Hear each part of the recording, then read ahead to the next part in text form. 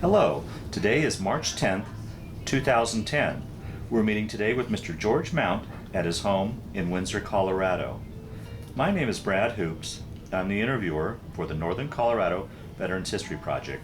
Welcome, George, and thanks for sitting down to tell your story today. Glad I have the time to talk, and I'm glad to do it. Well, let's start out. Tell us a little bit about yourself, your date of birth, where you were born, a little bit about your family. Okay.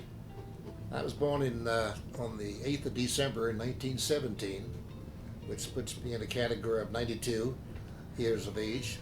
Or some people say young. And I was born in Alexandria, Virginia, which is right outside of Washington, D.C. And I was born because there were only four in my family, my mother and father and my one brother and myself. He was the older of the two of us. Okay. And because he was born in January of 1915, so he's a couple of years older than I was. But anyway, I was raised there in this little town of Alexandria, which became a pretty good-sized town as the years passed. And it was, people call it suburbia Washington, D.C., but it was separated by the Potomac River, which made quite a bit of difference there. And my dad was a railroad man that spent most of his life on a railroad called the R.F.P. Railroad, Richmond, Fredericksburg, and Potomac.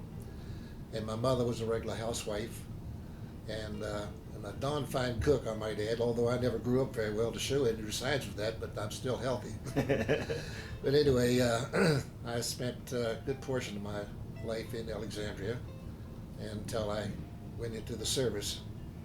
1941. Before we get into your service career, let me back up a little bit and ask you another major event during that period.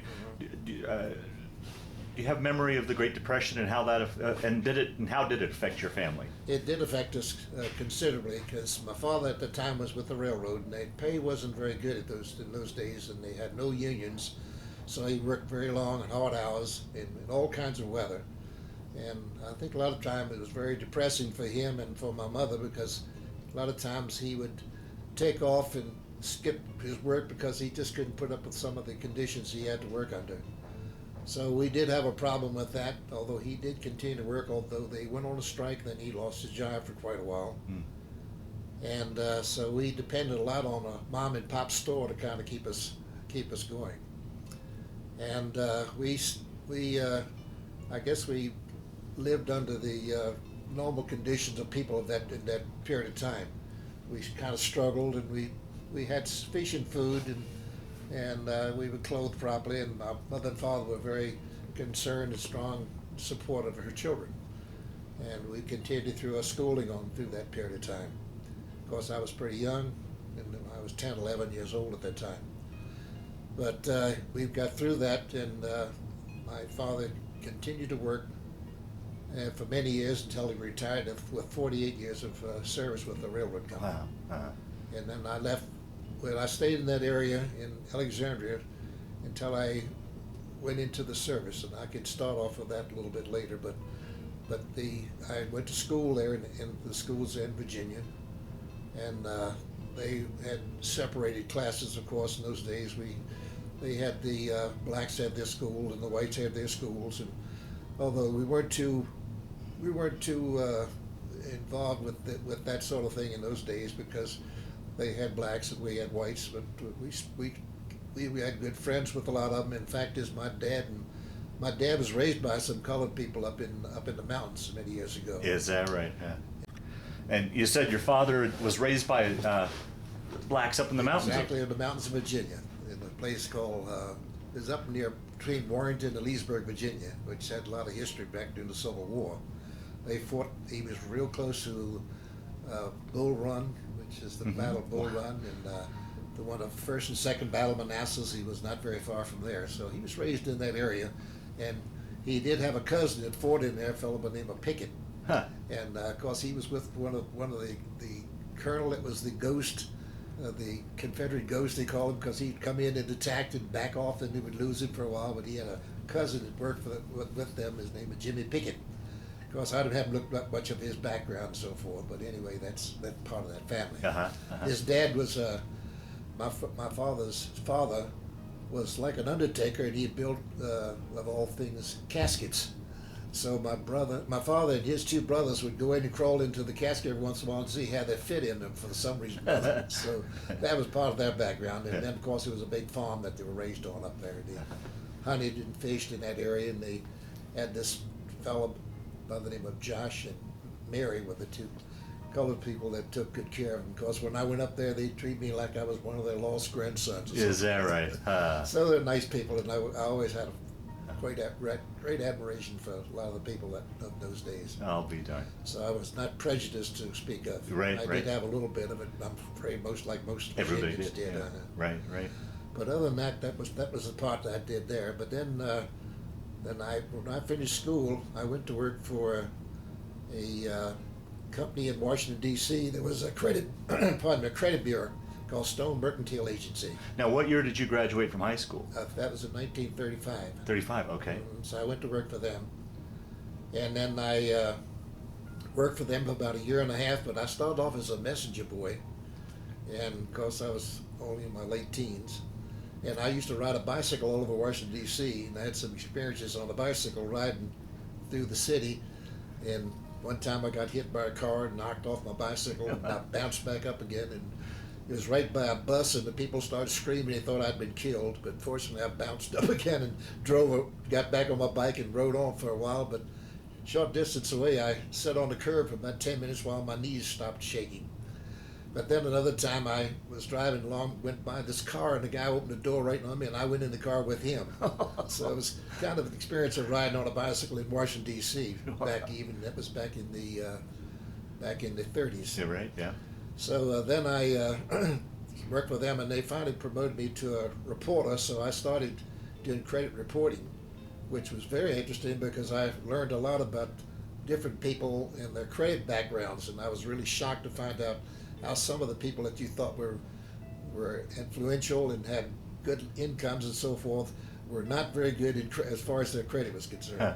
But that was another story. But then I left there and I went for an automobile dealership called the Barry Pate Motor Company, which was a Chevrolet dealer, and I worked for them for about 2 years. And I worked as a timekeeper, and then they gave me about 7 other jobs to do. Kept adding to it till the point that I said, they're going to either have to start paying me for all these other jobs that I'm performing, or I'm going to leave. And fortunately, they got tired of giving me increases, so I left and went to work for a public utility, which was Washington Gas Light Company. And but it was work for the Virginia division of it, and I went to work there as a what they called a plumber's helper or pipe fitter's helper. Okay. And really, I was doing gas lines and gas repairs and hooking up people's gas meters and that sort of thing. And I did that until they asked me if I would come in, because I had drafting in school. I went into the drafting department and got into the engineering phase of it. And I worked in that until I got drafted. Now, also in the meantime, you got married during this period too. I got married in December. Actually, it was November 30th of 1940 that I got married. And how did tell us about how you met your wife and courted I her? met my wife through a buddy of mine who was a student in high school with a girlfriend of hers, and we met in the city of Alexandria, and we started dating, and for quite a while before I could get up nerve enough to ask her to marry me, but I finally did, and she accepted, so we did get married. And of course, after that particular point, didn't have any intention of going into the military, and had no idea that I would be going into the service. But then, of course, with the activities going on in Germany and Germans taking over all of Europe and so forth, then they decided we'd better get into the draft program that the government decided to set up. You could sense that I knew that something was developing then, and I had an idea that I would probably be called active duty or be run into this draft program, which I did enlist. I had to go sign up for the draft, and it wasn't too long after I signed up that I got called in before the draft board to be interviewed and determine whether I was eligible and qualified physically to go into the service. Well, now you were fairly old though. You were what, 23? 22 or 23 at the time. Fairly old for the service, for right? this, yeah. But I was still good. We used to call it cannon fodder. So they figured we'd still be eligible. I don't care until we were 36. I think it was the latest that they took you. And so you were part of the pre-war draft. Exactly. Pearl hadn't happened yet? Or? No, Okay. nothing then. Okay. Then if you want to go into this portion of it, then I go into the part where I got drafted. I went before the board and tried to talk my way out of it by being married, but they wouldn't accept that. And so I took my physical, and I don't know if I should say fortunate or unfortunate, I passed the physical.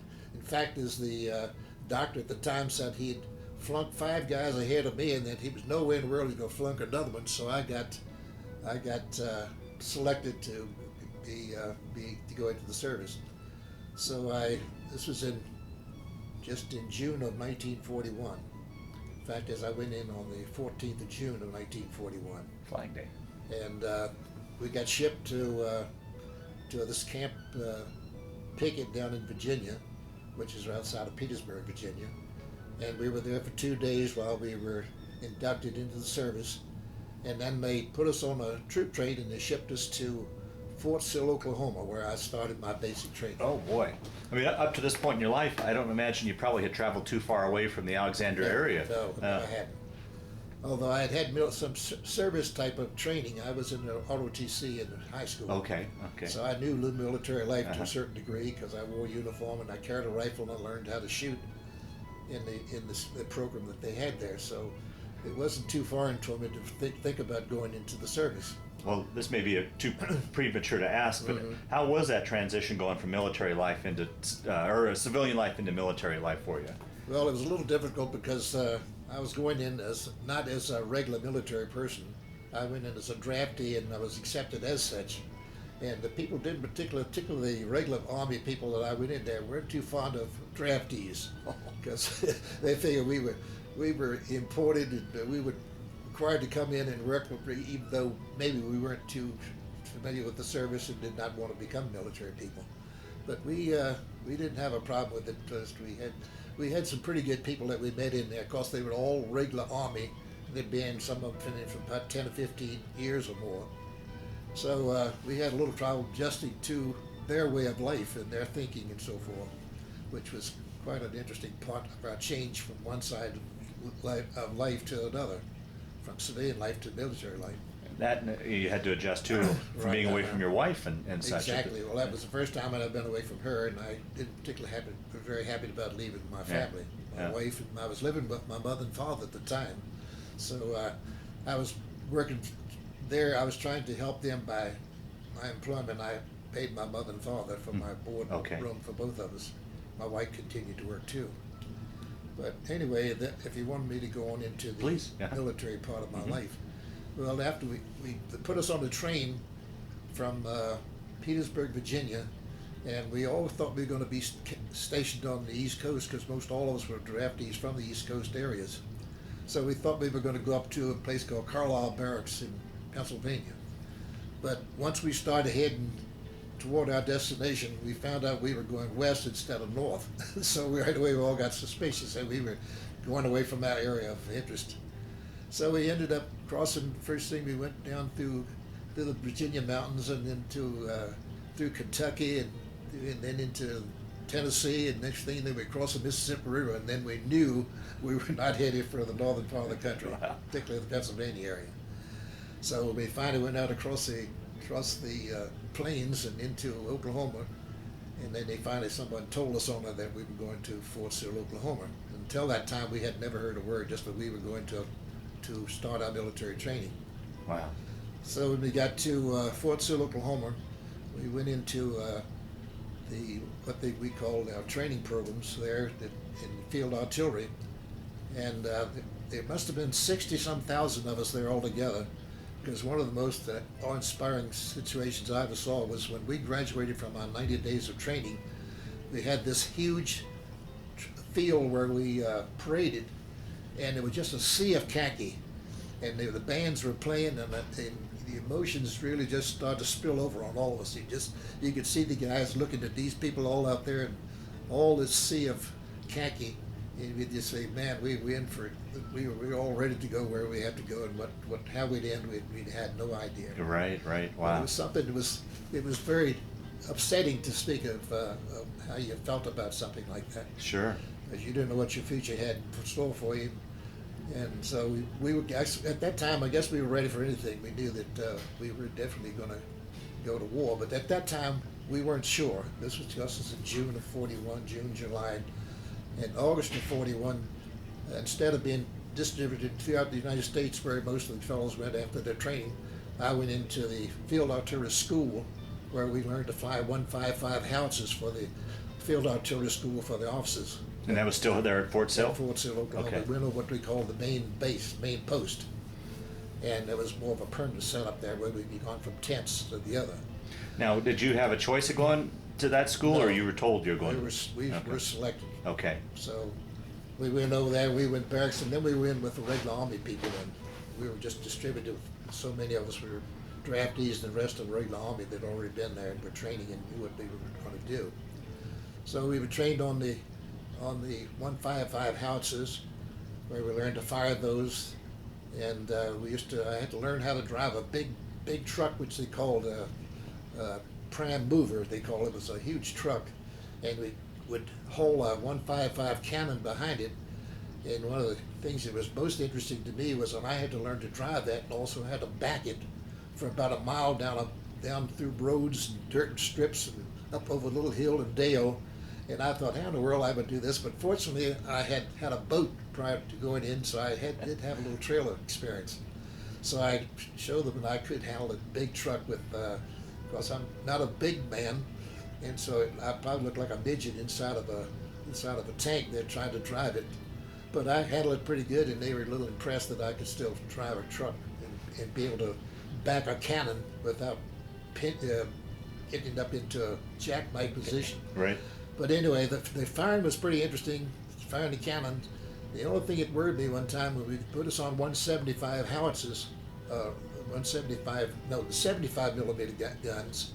We had a fellow there that was, he'd been in the Army a long time, and he wore glasses that looked like Coke bottles.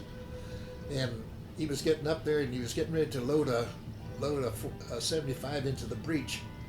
And I'm standing right behind him there, and he took the shell, and he's getting ready to throw it into the breech. He couldn't quite make the breech on it. He threw the shell and went past the gun and landed on the ground in front of us. And of course, all of us grabbed the fuse because we figured it was going to be a big explosion. Fortunately, it didn't explode. And so that was one of the things that kind of thought that maybe I'm too close to these guns. So then I asked him if I could get into be a radio operator or a telephone operator. So at that time they told me yes, I could do that. So then they put me on the telephone operator, where I carried the big. Well, at first I just had to stretch the cabling for the telephones from the directive, the gunners, at least the officers that were giving the data to the gunners to position the guns, and we would get the data from an forward OP, and they relayed it by telephone to us, and we give it to the battery director there, and then he'd change the fire positions and fire data and so forth, and then also did that on the 155 houses too, and then we went from there to.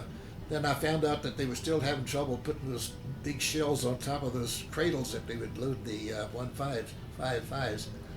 Then I decided that maybe I'm still a little too close, so I asked for a radio position. So they gave me a radio, and I was back about 50 yards back from the guns, because it didn't want to interfere with the radio equipment. Okay. So I did that for quite a while, and one particular time that I was really concerned about it, I was in the forward OP, which was a position not too far from where the shells were supposed to land. Oh boy. And fire at the target.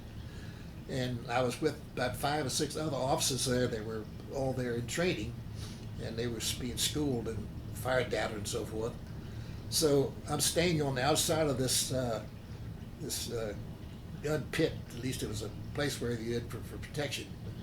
And I watched the shell. I would watch the shells come across. You could hear the whir of the shells. It was like big football.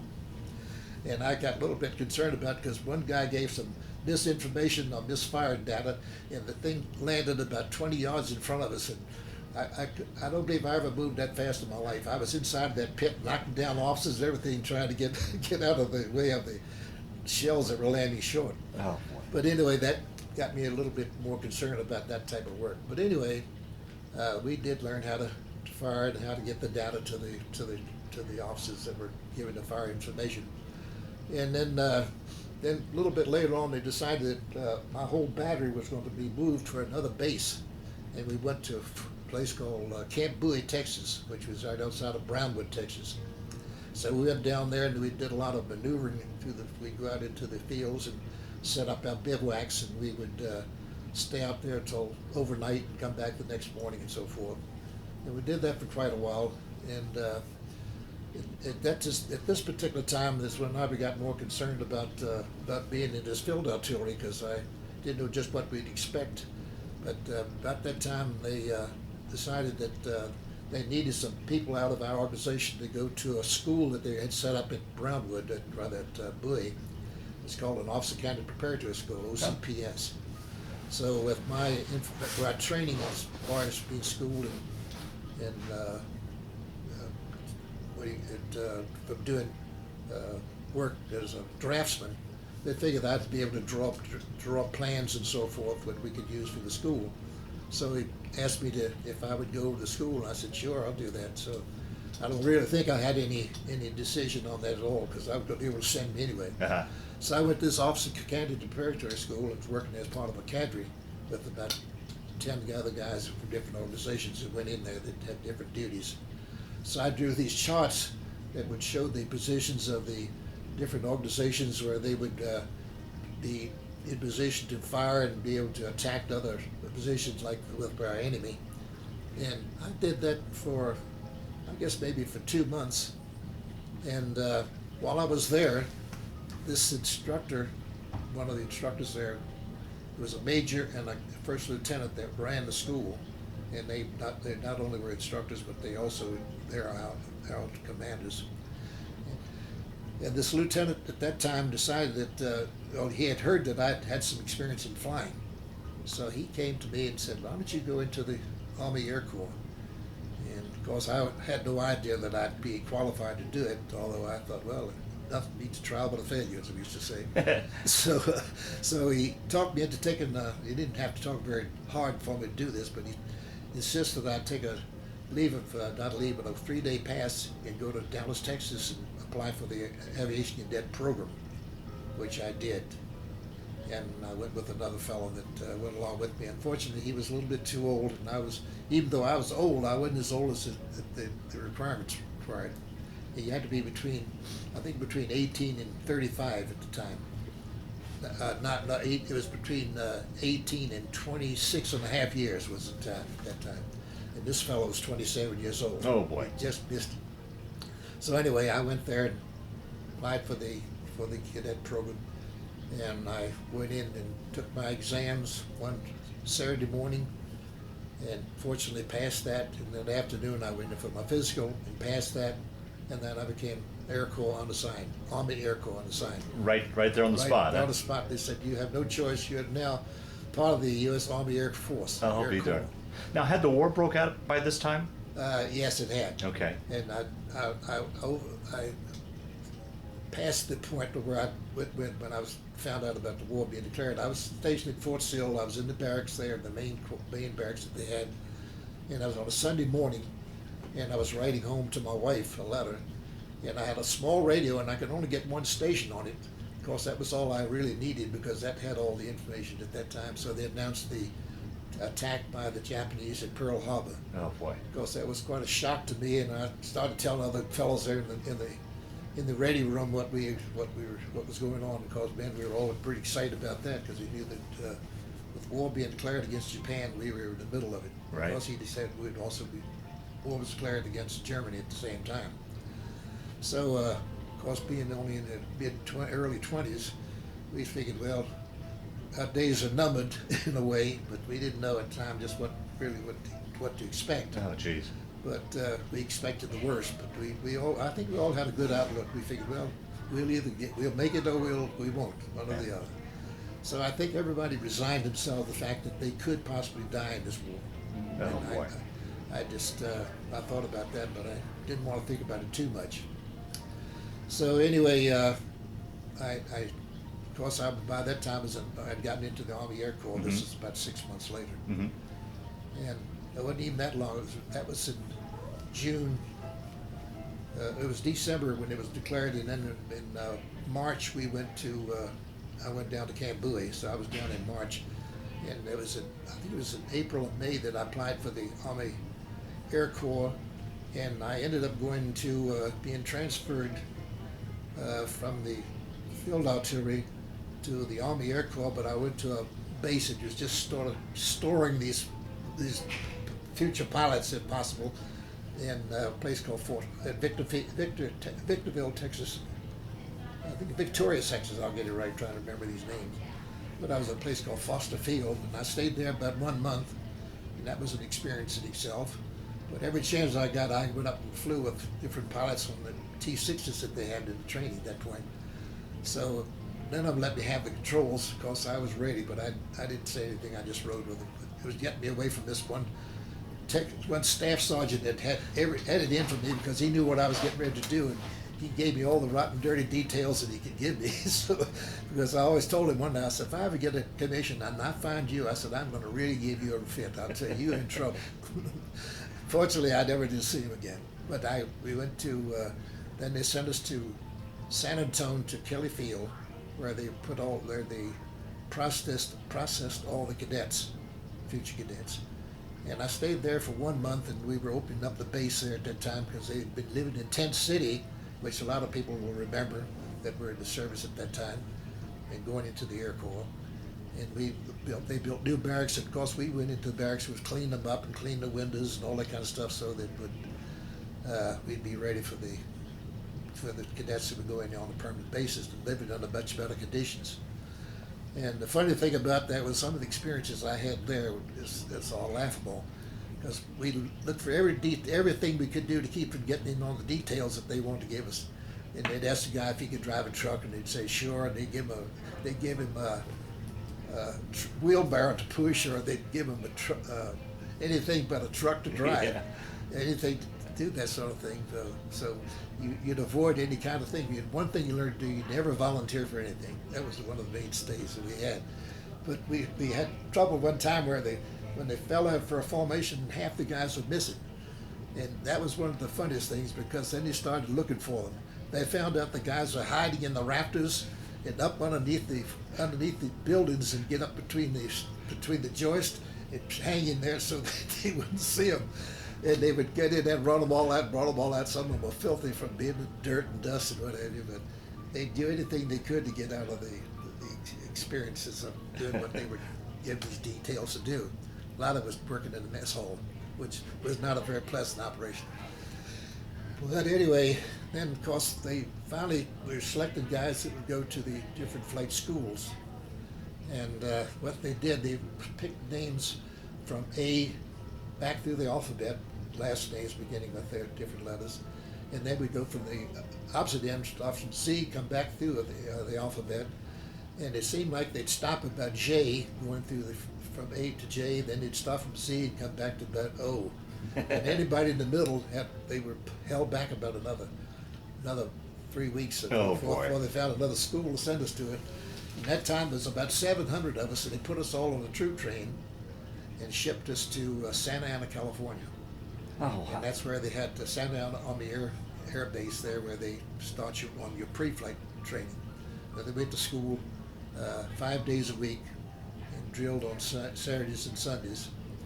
And once in a while they let you off on an open post on a Sunday so you could go into LA, which was a big deal. We could go in there, we'd go to Hollywood, because that was a big name for us. Yeah, we sure. all heard about Hollywood, what went on there. So we'd go to Hollywood and Vine and just watch all the activity on there, and it was very common. But after we finished the schooling there, which was 3 months, then they sent us to a place called Chino, Chino, California, which is right outside of Ontario.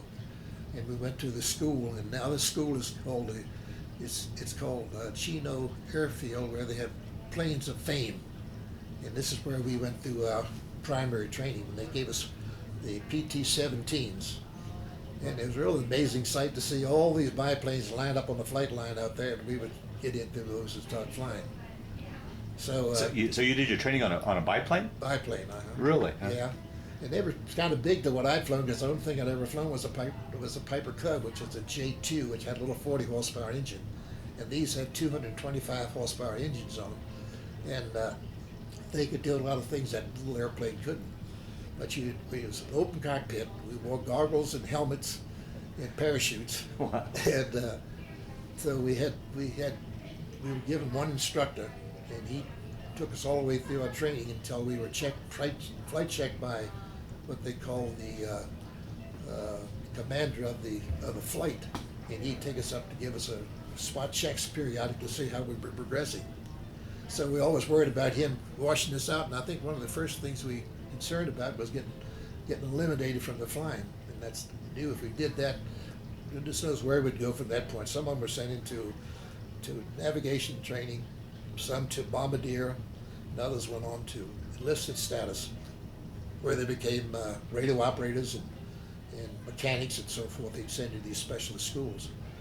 But fortunately, I got through the primary safely, and then I went on to Bakersfield, California, to what they call Minner Field, which was right outside of Bakersfield.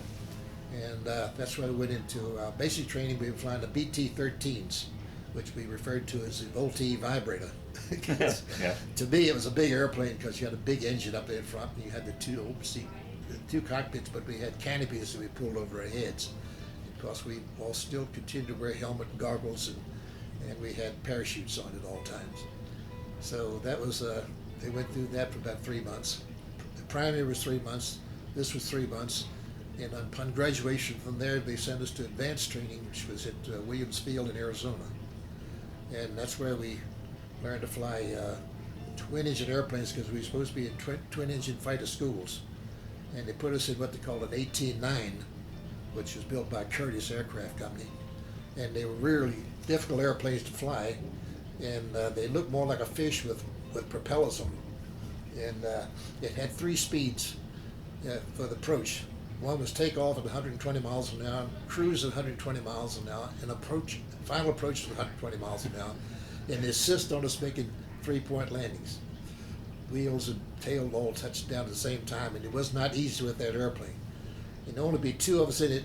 At first it was just instructor and the cadet or student, and then later on they'd send 2 of us up together and we'd fly and get our time in. And it was quite an interesting thing then. Then we started aerial gunnery in those things, and we would chase aircraft that would be dragging a sleeve behind it, and we'd shoot at that with a little 30 caliber machine gun.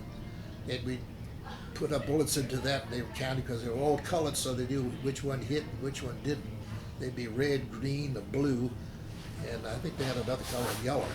So if they leave marks in the sleeve, they knew that we'd hit the target. So then from that, they put us into what they call the ground attacks, and we'd come up over a target on the ground and dive at it.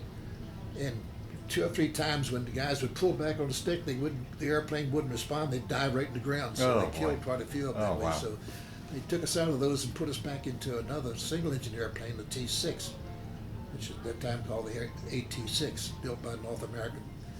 British called it the Harvard, and but that was a good airplane. We did our aerial gunnery and also ground gunnery on that too. That was much easier airplane to fly, although it was single engine. We went through that.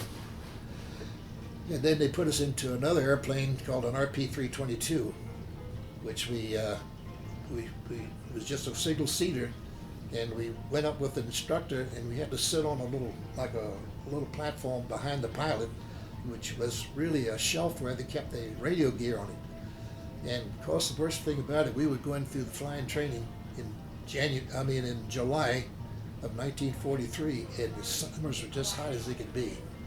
We weren't sleeping very well because in those days they didn't have any air conditioning in the barracks, so we'd either sleep out on the grass outside the barracks where we'd try to get some sleep, but most of the time you'd lie there and perspire all night long. But then when we'd fly, we'd get on the airplanes. If you touch the airplanes, it would burn your hands, and you'd leave burn marks across it. It would singe you. So it was kind of rough going through that part of it. So once we graduated from that, we got our wings and our commission. Of course, that was the big day for all of us. We were just thrilled as much as we could be. Sure. And the funny thing about it, I was very sensitive about being an officer because I'd been enlisted for quite a while.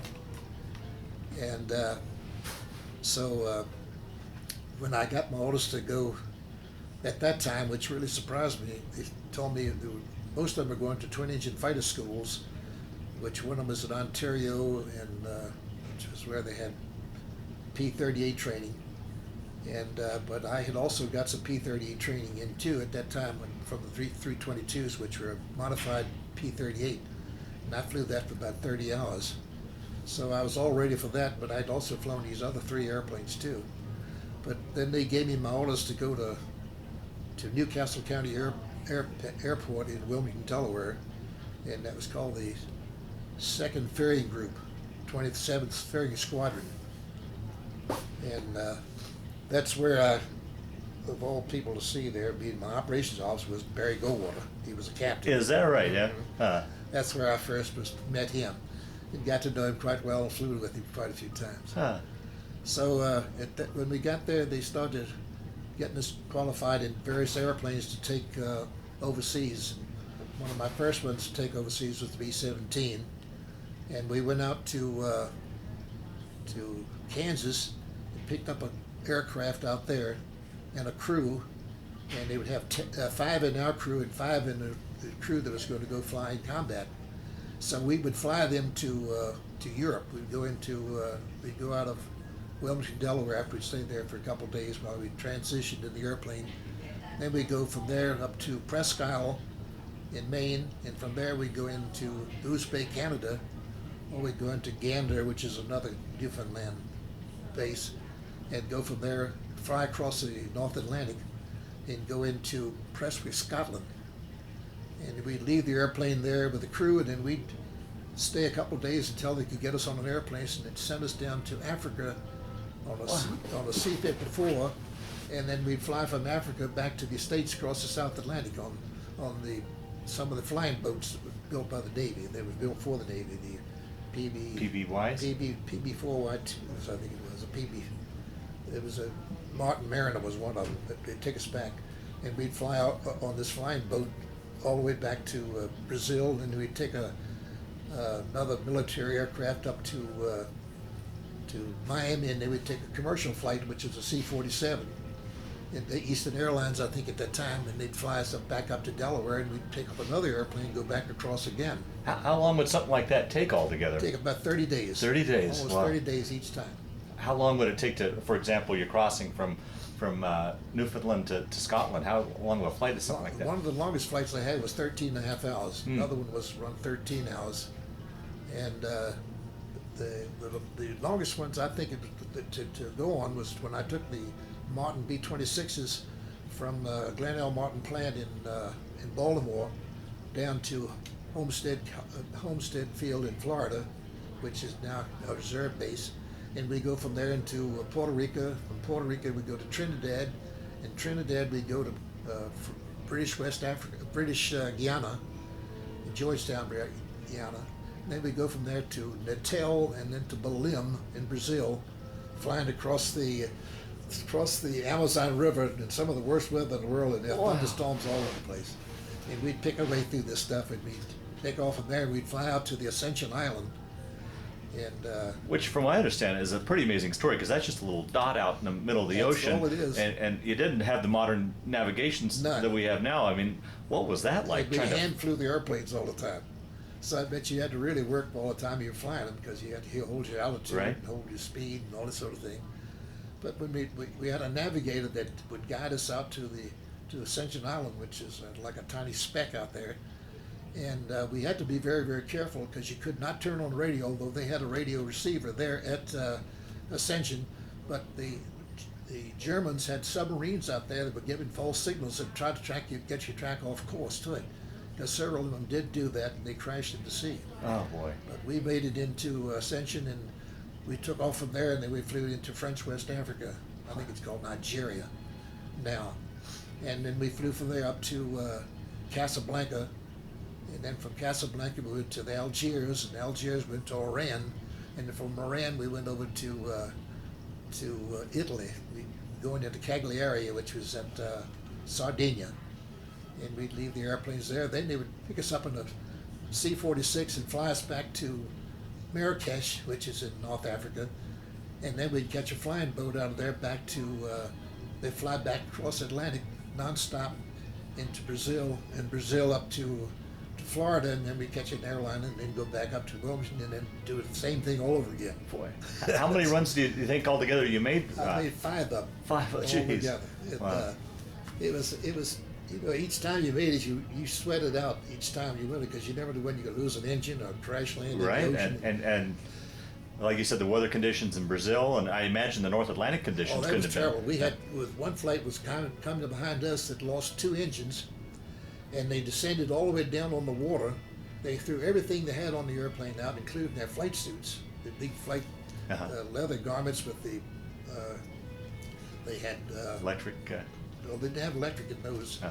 They had sheepskin lining on those Okay. things, the real heavy boots and so forth. They threw them all away, and they were sitting there almost freezing to death because there wasn't any heat in the airplane. Right. And when they landed in Scotland, where we were, I had to give one of the guys my flight suit so he could have something to wear to keep him warm. And of course, they started getting some other clothes to put on too. But on one of those flights from going from Prestwick down to Africa, there was an officer on there had a German prisoner of war, and he was taking him back for, I guess, where they were going to interview him and get whatever information he could from him. And he had been with him for about 2 days, and he hadn't had any sleep. And he was sitting there guarding this POW, this German, with a 45, and he was falling asleep in the chair. And he kept looking over at me, and I knew what he wanted. He wanted me to give him some assistance because I was only a lieutenant, and he was a captain. And I finally asked him, I said, I'll be glad to help you out here if you want me to.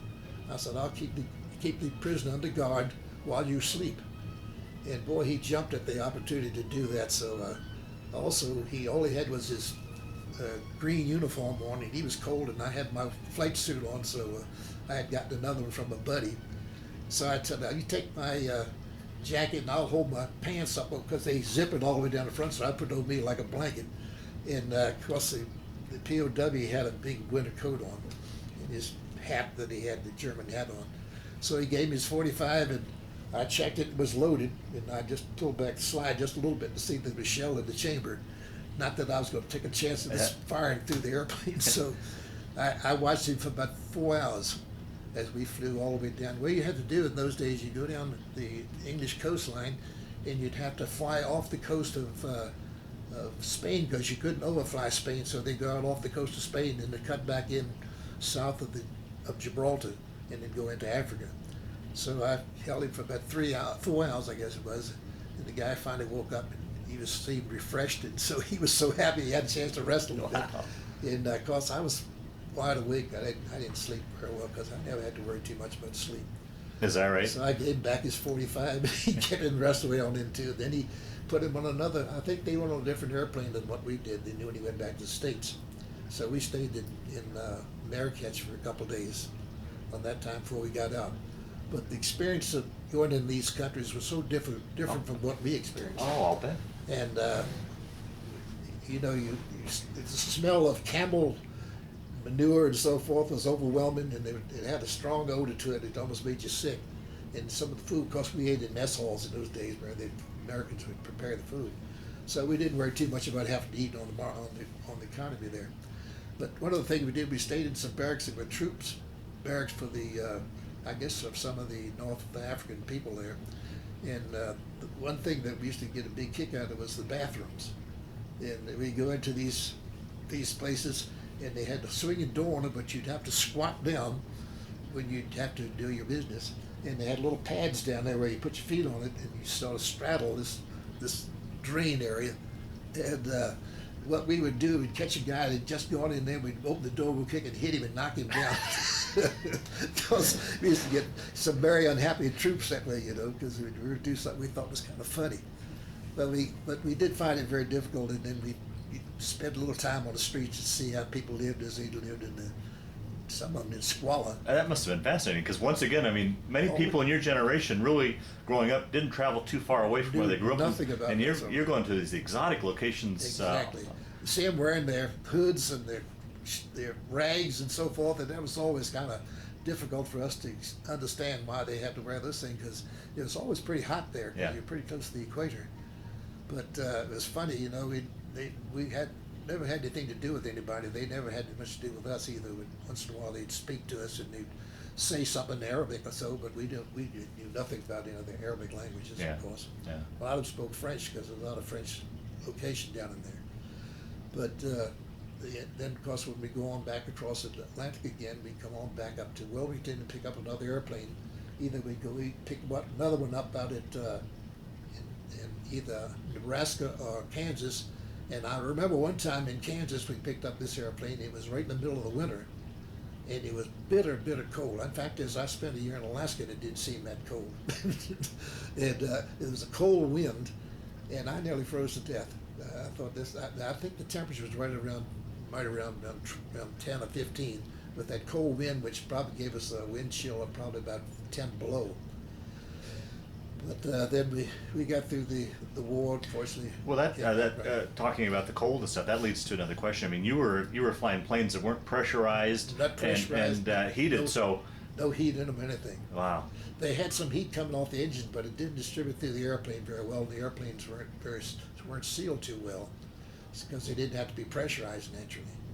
So you suffered from the cold by wearing whatever heavy clothing you could wear, because it made it pretty clumsy trying to get around. I know that one time we landed at Goose Bay, Canada, and we landed on the runway, and you couldn't see over the snowbanks because they cleared the snow off the runway, and the snowbanks were above the wings.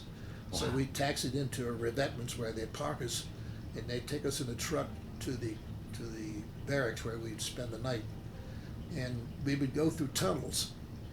And this was right in the middle of the winter. Wow. And it was pretty chilly up there too, of course. Wow. But I don't think I noticed the cold there like I did in Kansas. Kansas, is that right? Even though there was a lot of snow. And the one particular night we went in there, we thought we were going to spend the night. We even gone to a movie. But we thought we were going to really live it up. So we went to a movie, and right in the middle of the movie, they called and made an announcement. All crew members report to the aircraft. We were going to fly back, get off because the weather was good to get across the Atlantic, which we did. And but some of these guys had some real rough times. They did have one crew that ditched in the North Atlantic, and there was a British corvette that got to them within 30 minutes of the time they entered the water, and they all died of exposure. Wow. They were some of them gotten in life rafts, and the others had fallen overboard, so they all died. Did that ever play on your mind that, boy, I went into the ocean, I'm going to survive this? That's what we figured. We died of exposure there, because in those waters, they said your lifespan would probably be just a matter of seconds before hypothermia would take over and you just drown. Why? So we thought about that too. Of course, that made us a little bit concerned because we figured, as the old say, what's to be will be, but we prayed a lot, of course. And all those ferries you made it through without any didn't have any problems. Never got harassed by the Germans or anything. I did get chased out of the sky when we went into Sardinia on one flight with the B-26. We had two Ju-88s that came after us. Unfortunately, there was two British Spitfires out patrolling off the coast, and they saw them, and they got one of them, shot one of them away, and they came after us, but we put out B-26 in the dive, and we went right down on the water level, and they didn't get shot at us at all because these guys run them off. Wow. But they reported they did shoot one of the Ju-88s down, the other one probable on, and they ran them back into Italy. Wow. And of course we were fortunate that time. And the funny thing about it, they would only give us 200 rounds of 50 caliber machine gun ammunition in the airplane in case we needed it. I don't know what they figured we needed for us to shoot ourselves. Now, being based there in Wilmington, did that allow you to get home and see your wife My wife was. I got an apartment in Wilmington, and we lived there, and I just see her. And when I'd be gone on some of those long trips, she'd go back down to Virginia and be with my family. Okay. Until finally, then we had rented a little one-room apartment there in Wilmington. Some very nice people. The husband happened to be a doctor, and he was stationed in Africa, and his wife and two children and a sister were living in this big home in Wilmington, and we got the top floor. Oh, wow. And if it was today, I'd never made up the first flight of stairs because there's 3 flights of stairs up there. I wouldn't have been able to get past the first one, I don't think. But it had a nice little apartment. It had a little kitchen in it. So it was fixed up pretty nice. Yeah. So just the two of us. Yeah. But then right after that, after I'd been there for quite a while, I got my orders to go to Washington. That's when I went to work for the first base unit, which was the beginning of the what they call the Special Air Missions, which is known today as Special Air Missions, or Sam Fox outfit, where the presidential flights go up from. The Air Force Ones? Air Force One is now called Air Force One. It is part of the 89th Air Transport Group, or Command, I guess it is, part of Military Airlift Command. So now, when you were ferrying planes, you were part of the 27th Ferrying Squad? 27th Ferrying Squadron. Okay. It's part of the 2nd Ferrying Group. Okay. And Barry Gold was an operations officer for the I'll 2nd be Ferrying there. Group. Now, when you got your transfers up to Washington, had the war ended, or was this war Still on. Okay. Okay. And I was kind of surprised that I didn't get to go overseas or something, but they sent me down there, and I was flying with this first base unit, which was flying dignitaries, high-ranking people from Washington, Oh wow. different parts of the states. And that's when I got to fly the Secretary Stimson Wow. and Henry Stimson, and I got to fly Omar Bradley when he came back, and George C. Marshall, who was the chief of staff, Wow. and I flew Mr. Robert Patterson, who was Mr. Stimson's assistant, and I did get to fly several of the other generals at that time. I think you'd mentioned Doolittle earlier. Yeah, later on I flew Later. him. Oh, later. Okay. I flew him and General Whit Vandenberg, who was one of the first Air Force Chief of Staff. And then a little later on, well, actually, I was there until the end of the war. And then I got out in September of 1945. But I was immediately placed in the reserves, Air Force Reserves, Army Air Corps Reserve, as it was called. And I was scheduled to go out to Andrews Air Force Base for my training on a weekly basis. And I made about 10 trips out there, and I got off once. Oh, is that right? Flight, every time the airplanes would be broke, or the instructor would show up, and they didn't have any mechanics in those days to take very good care of it. So after making all those attempts, and I finally the guy got me on my second flight and told me I was now instructor, because I think he wanted to get out of it so he'd have somebody else do some of it. So I became instructor in the T6s, and they had 6 of them there. And I flew one flight on that after making about 5 attempts to get out on a flight with one of the cadets, or one of the fellow officers there.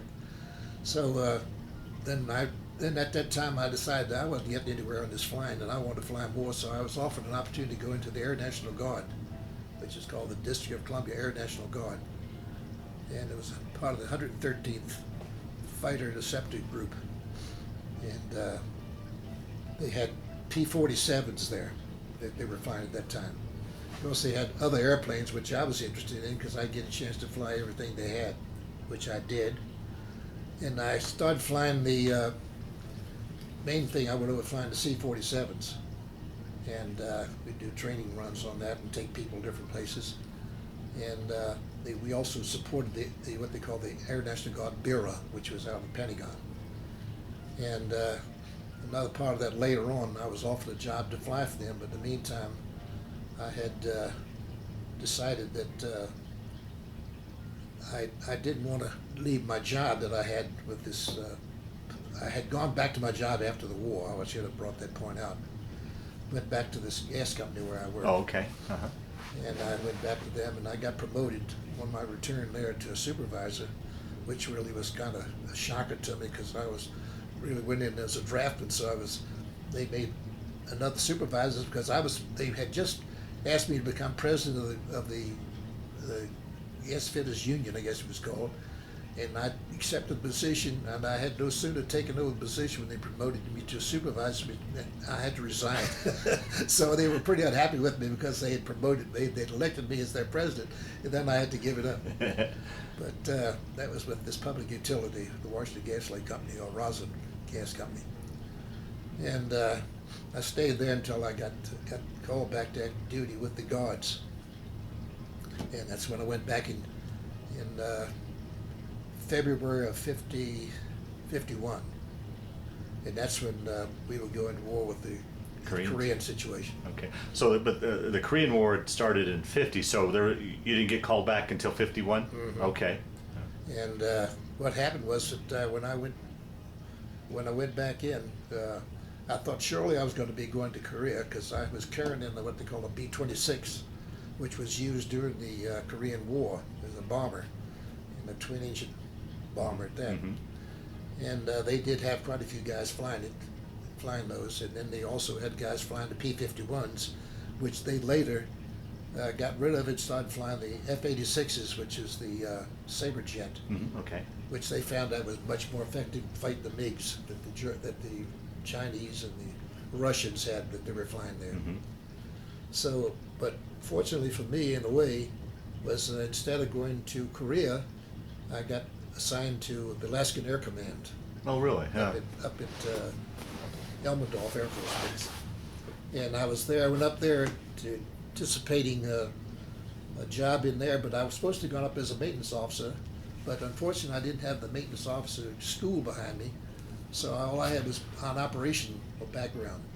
So instead of sending me to the maintenance field, they offered me a job either going to Shemya, Alaska, or Cold Bay, Alaska, or Fairbanks, Alaska, as operations officers. So I found out that there was excellent fishing and hunting at Cold Bay, Alaska. I selected that along with another guy that was a great hunter and fisherman. So I went out there as the operations officer and stayed there for 1 year. And I really got my experience as far as instrument flying because the weather was horrible most Oh, of the sure. time. Yeah. There's always weather, instrument weather, terrible winds. I've seen winds go from about 40 miles an hour up to 110 miles an hour with waves. And you've probably seen some of these shows where they show these fishermen fishing on the Bering Sea. Uh-huh. Well, we were right on the Bering Sea. Oh, boy. This base was. And the winds would be blowing so hard you couldn't even walk in it. I'd watch guys try to go up to the mess hall sometime. They'd be leaning almost on a 45-degree angle, and if the wind would let up a little bit, they'd all fall down. And we'd have hysterics. We thought that was the funniest thing we ever saw. It looked almost like a comedy. Well, how were living conditions up there? Were there accommodations and stuff? Well, we lived in little two-bedroom buildings. They were small and almost like a cabin, and it had the 2 bedrooms in it, and in the living room they had a oil stove that heated the whole building. Of course, if you got back in these little bedrooms, you nearly froze to death. So we have to keep the doors open. We'd be 2 to a building, and we had a shower in the middle that we could use, and then we had a little kitchen where we could prepare our food if we wanted to. And that's quite a story by being there. And I don't really want to go into all of that. Please do. Yes. Yeah. Okay, so the thing about it was that it's a remote site, and we had there's about 350 of us there, mostly enlisted, and they had about 6 or 7 officers there, and 3 of us were flying officers, and I was one of them. So that meant that I had to do a lot of the flying where we'd have to run back and forth to Anchorage, Alaska, or to a place called Umnak or Dutch Harbor, which are bases out along the chain that we'd have to support. We'd pick up people that are sick, take them to the hospital, or we'd take food to them and take supplies to them. And that was the responsibility. Your base was to support. Base. Okay. And the base also was there primarily as a auxiliary base for the traffic that was going to and from Japan, going to Korea from the States. They come out of McCord Air Force Base and go into Anchorage and refuel and start across the chain to Shemya in most cases, which is right at the extreme end of the Aleutians, and then from there to Japan. And they were using C-54s in those days, which was a 4-engine airplane, but was not pressurized either by that time. And but we had 1 C-47 assigned to us at the base there, which was my responsibility. And so I'd have to run back and forth up and down the chain or back to Anchorage. And I had this one other pilot. There's 3 pilots, and most of the time, one of the pilots couldn't go because he was attached. He was a communications officer, so he couldn't get away. So I had to take most of the flights. So I had to go through some pretty horrible conditions there, flying back and forth. One time I landed at Cold Bay, and the winds were blowing about 60 miles an hour. Fortunately, it was down the runway, and every time I'd try to turn to go into a little hangar that we had down almost underground, it was down built into the dirt down there. I couldn't turn because it shoved me right out of the seat. So we finally had to kept the engines running into the wind, and they put 2 big trucks in front of it to block the wind until they could get a tractor in there and hook up the gear on the front there, so the tow gear on it, so they could tow me into the hangar. Huh. and then we put the locks on the controls so they would flap back and forth and break something. So it was an interesting experience there. And another thing that we had to contend with out there was the Alaskan brown bear. Really? Very much in dominance out there. We'd have to run them off the runway sometimes so we could land or get an airplane to land or before I could take off. And they would just get out on the runway and run up and down through there, and they'd have their cubs. And they were huge animals. And we used to go out fishing and hunting, and we'd find them right on the streams where we were too. A lot of times we would give them wide berth and say, this is your territory, you can have it. So we'd move the other way, away from them, but never did have to worry about them. They never indicated any kind of sign of an attack on us. And we would be within probably 20 or 30 yards of them in several cages. Wow. But the fishing was outstanding and the hunting was outstanding, and there was a guy there that was a fish and wildlife manager of the Aleutian chain, whom I got really well to know him really well, where he trained me an awful lot out there for things that he did that would help me to do things that he did. Like we would transplant fish from the rivers and the creeks and put them in the lakes. We'd landlock them. These are the big dolly varden trout, which we caught every day. We'd go out there, we wouldn't have time to fish. And we'd have people come in from Anchorage, from the headquarters, that would go hunting. We'd take them out to the outer areas out there where we'd hunt geese and ducks, which was a lot of fun. And they'd take them fishing too. And one experience I had one time, the guys came in from Anchorage and they told me to fishing on the streams. And I said, would you like to go fishing? They said, yeah, but we don't have any gear. I said, oh, we don't need any. So I took him in my Jeep and we went to this creek we call Frosty Creek, which is right at the foot of this big mountain called Frosty Mountain, which went up above 5,500 feet. So, and the water was nice and cold running down through there. So what I did, I took him out there and he said, what are you going to fish with? And I said, just watch. So we went over and I got down on my hands and knees right on the bank of the stream. I reached out to grab this salmon, threw it up on the beach. And because they couldn't get over that I fished by hand. I said, this is the bad fishing we have here in this part of the world. Wow. So that was kind of an interesting experience. How was it adjusting, living up there in regards to it being dark during the wintertime and daylight all the time during the summertime? Was that much of an adjustment for you? Not much of a problem because, basically that's about on the same parallel with Seattle. Oh, so really? We had okay. the chain sweeps Oh, way right, down yeah. to the south and Okay. back to the northwest again. So we were in the lower part of it there. So we had primarily the same weather that Okay. they had in Seattle, and maybe a little further north there, because we would get ours would get dark about 4 o'clock. It would get dark around 4 o'clock in the afternoon, but then we'd get light again about 7 or 8 o'clock the next morning. Oh, okay. Start getting light. Although one experience I had, went up to Anchorage one time right in the summer, and I had a meeting to attend, and I went up the day before, and so unfortunately I didn't have a watch with me, and I didn't have a clock to wake me, and I woke up in the morning and the sun was shining in the window. It was bright as it could be, and oh my Lord, I've overslept for the meeting, and I didn't have any way of telling what time it was, so I rushed up and went in, took my shower and shaved, and I went out on the street. There wasn't anyone out there but me. And I said, what in the world happened? About that time I saw this lone sergeant walk down the street. I hollered at him. I said, what time is it? He said, it's 5 o'clock. I said, good Lord, here I've gotten up about 4 o'clock in the morning thinking I'd overslept.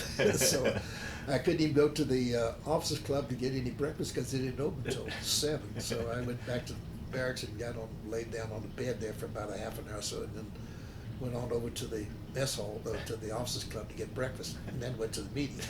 So it could really fool you because I was adjusted to that because we would have an arc at night pretty much there out on the Aleutians, and not exactly like they did in Anchorage because it was, you'd start getting light somewhere around 3 o'clock in the morning. It would just get a little dusky, like you'd get, the sun would drop just below the horizon, and next thing you know, it's back up again. Wow. So you had a little problem adjusting that because they all had dark curtains on the windows so that it didn't keep you awake during the night. But this particular time, the sun was coming in that window for me. It woke me right about 4 o'clock in the morning. I thought sure I'd overslept. But I. So you were stationed up there for a year, you said? 12 months. 12 months. And we used to one of the expressions we used to have. He said, "When are you going to rotate?" He said, "We're going to leave in May." And he said, "Man, I never had that long to go." We say we have 2 more months to go. He said, "Well, I never had it that long to go," because we always try to make the other guy feel bad. Like he had forever to go. So I got it there in May and left in May of the following year. And that's when I went back to Washington as Special Air Missions. And that, at that time was called the 1299th Air Transport Group, or Air Transport Squadron. There were two squadrons. One was domestic flying out of Bowling Field, and the other one was the overseas flying at Washington National. That was called the 1298th and the 1254th Air Transport Group with these two squadrons. One flying 4-engine aircraft, and we had the twin-engine aircraft. I started flying when I got there in '52. We were flying C-47s and B-25s and C-60 Lodestars. So we flew all those different airplanes where we fly VIP. And then later we started getting Convaires. We got the 240s first, and the 340 and the 440s. And they were all configured for VIP.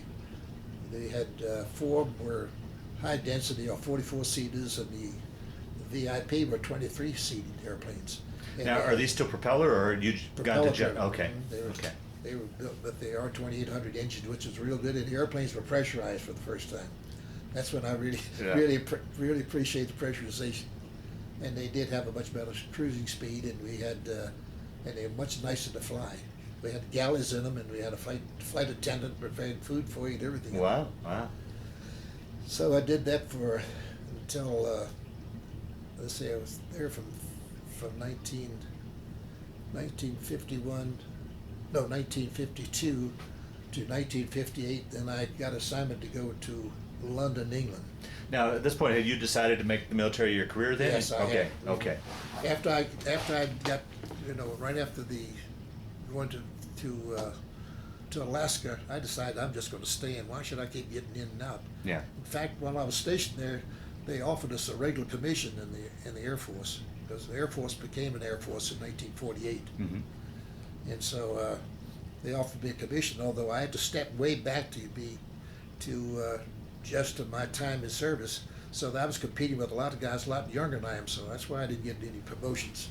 I was a captain then, so I stayed there and I went from there to England, and I went over this what they call the Transport Control Center, TCC, for the part of the Military Lift Command, MATS as we call it, Military Airlift Transport Service, and I was MATS.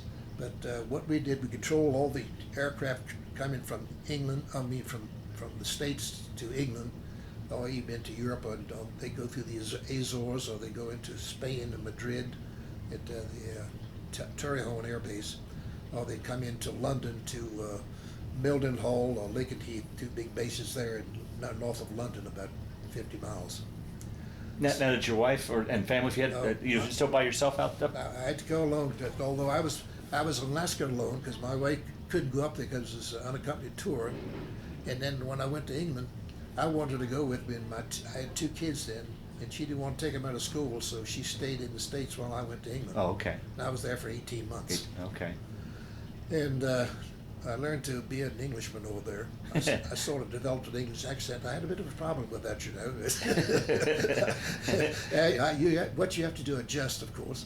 And so I kind of had a good, interesting stay over there, because when I first tried to get quarters over there, I was told that to live on the economy, you were required to get a contract from the landlord or the people that you got a place with, apartment with, whatever, and let the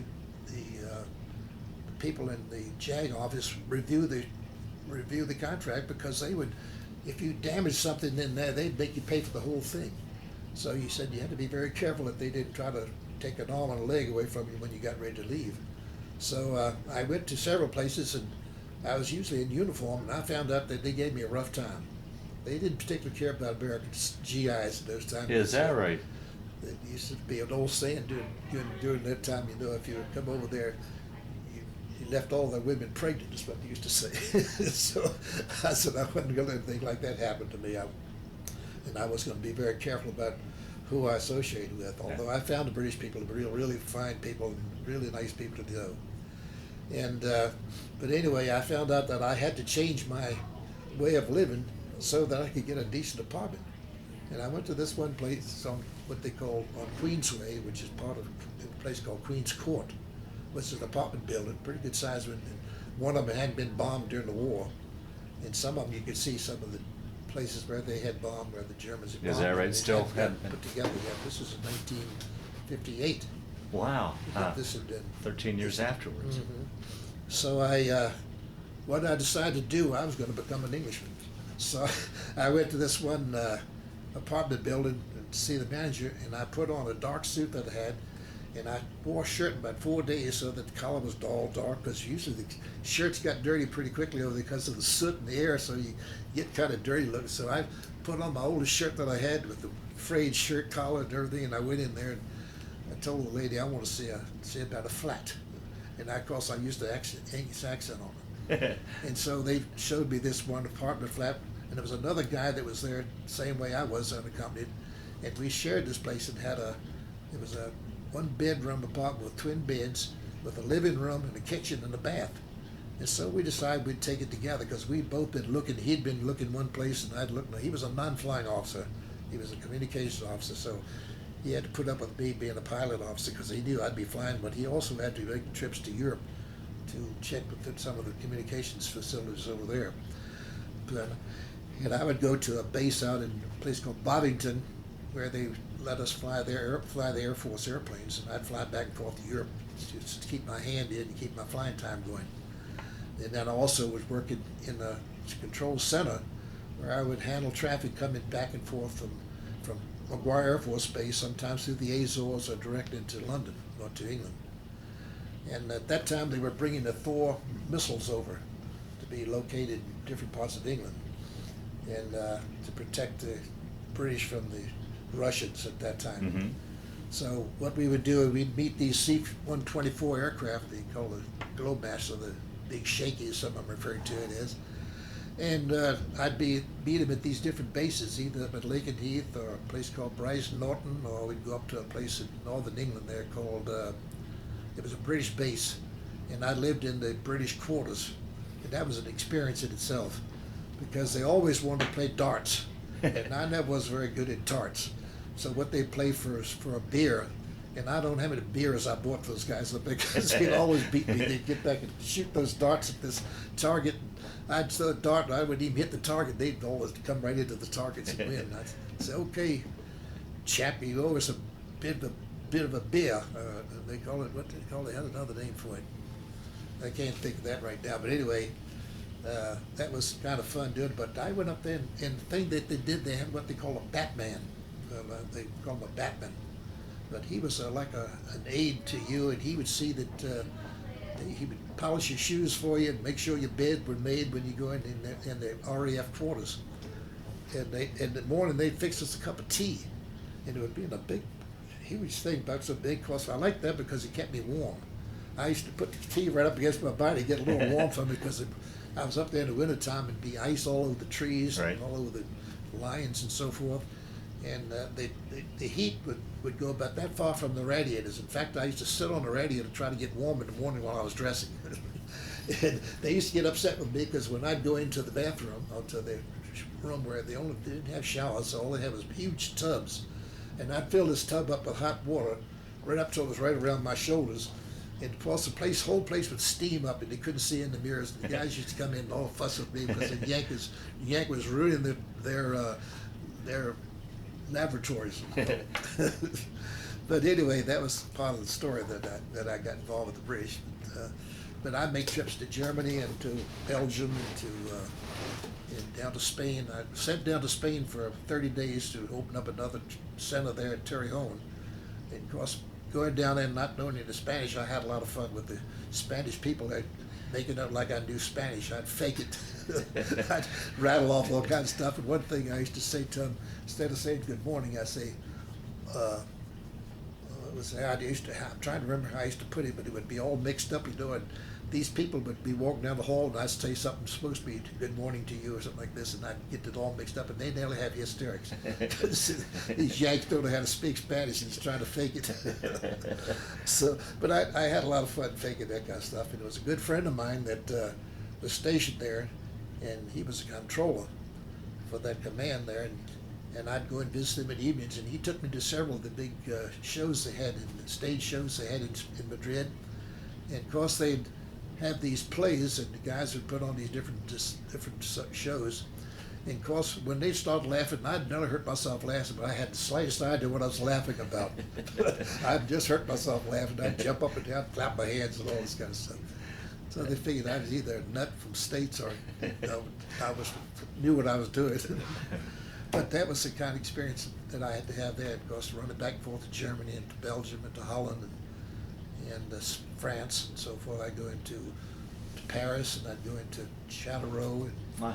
and Evero and up to Wiesbaden and to Munich, places like that, which I always told my family, I said, you missed out on so much that would have been available to you with the kids, because you could have gotten quite an education. Sure. Because the families would be taken on special airplane trips over to Europe, where they'd go shopping and they'd go visit shows over there, and some of them went skiing up in the Alps and all this kind of stuff. And they missed out on all that, and they just stayed in the States. So. Yeah. Well, there was nothing I could do about it. They did not want to come over there, so they Right. never did. Right. So finished up over there after 18 months, and I came back to the States.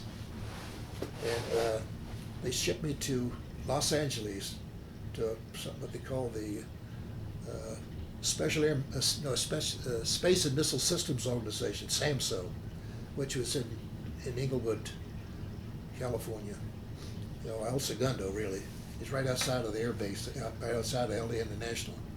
And they had a bunch of airplanes right on the LA International. I went there to fly this general, a major general, because I'd flown VIP before. Right. And so I went there to fly this major general, and then later on, I got to fly a lieutenant general. In fact, I flew 3 lieutenant generals and two 4-star generals. I guess because of my background of VIP flying, so I got to fly all those guys, and the rest were wonderful people. One of them was Lieutenant General John W. O'Neill, another one by the name of Schultz, another one by the name of Sam Phillips, who was really the head of the Apollo program. Wow. When they were doing that, his name was Sam Phillips, and just one of the nicest guys. All of them were pilots, and we all had a lot in common, kidded back and forth with each other. And they do the flying, and while I'd be in the right seat to keep them out of trouble. But I'd take it. They say, George, you let me take it to altitude, and you take it to Washington. so we'd fly all night from L.A. into Washington D.C., and I'd fly the airplane all the way to maybe an hour 45 minutes out of Washington, and then I'd get them out of bed, and they'd come up and fly the airplane and land it.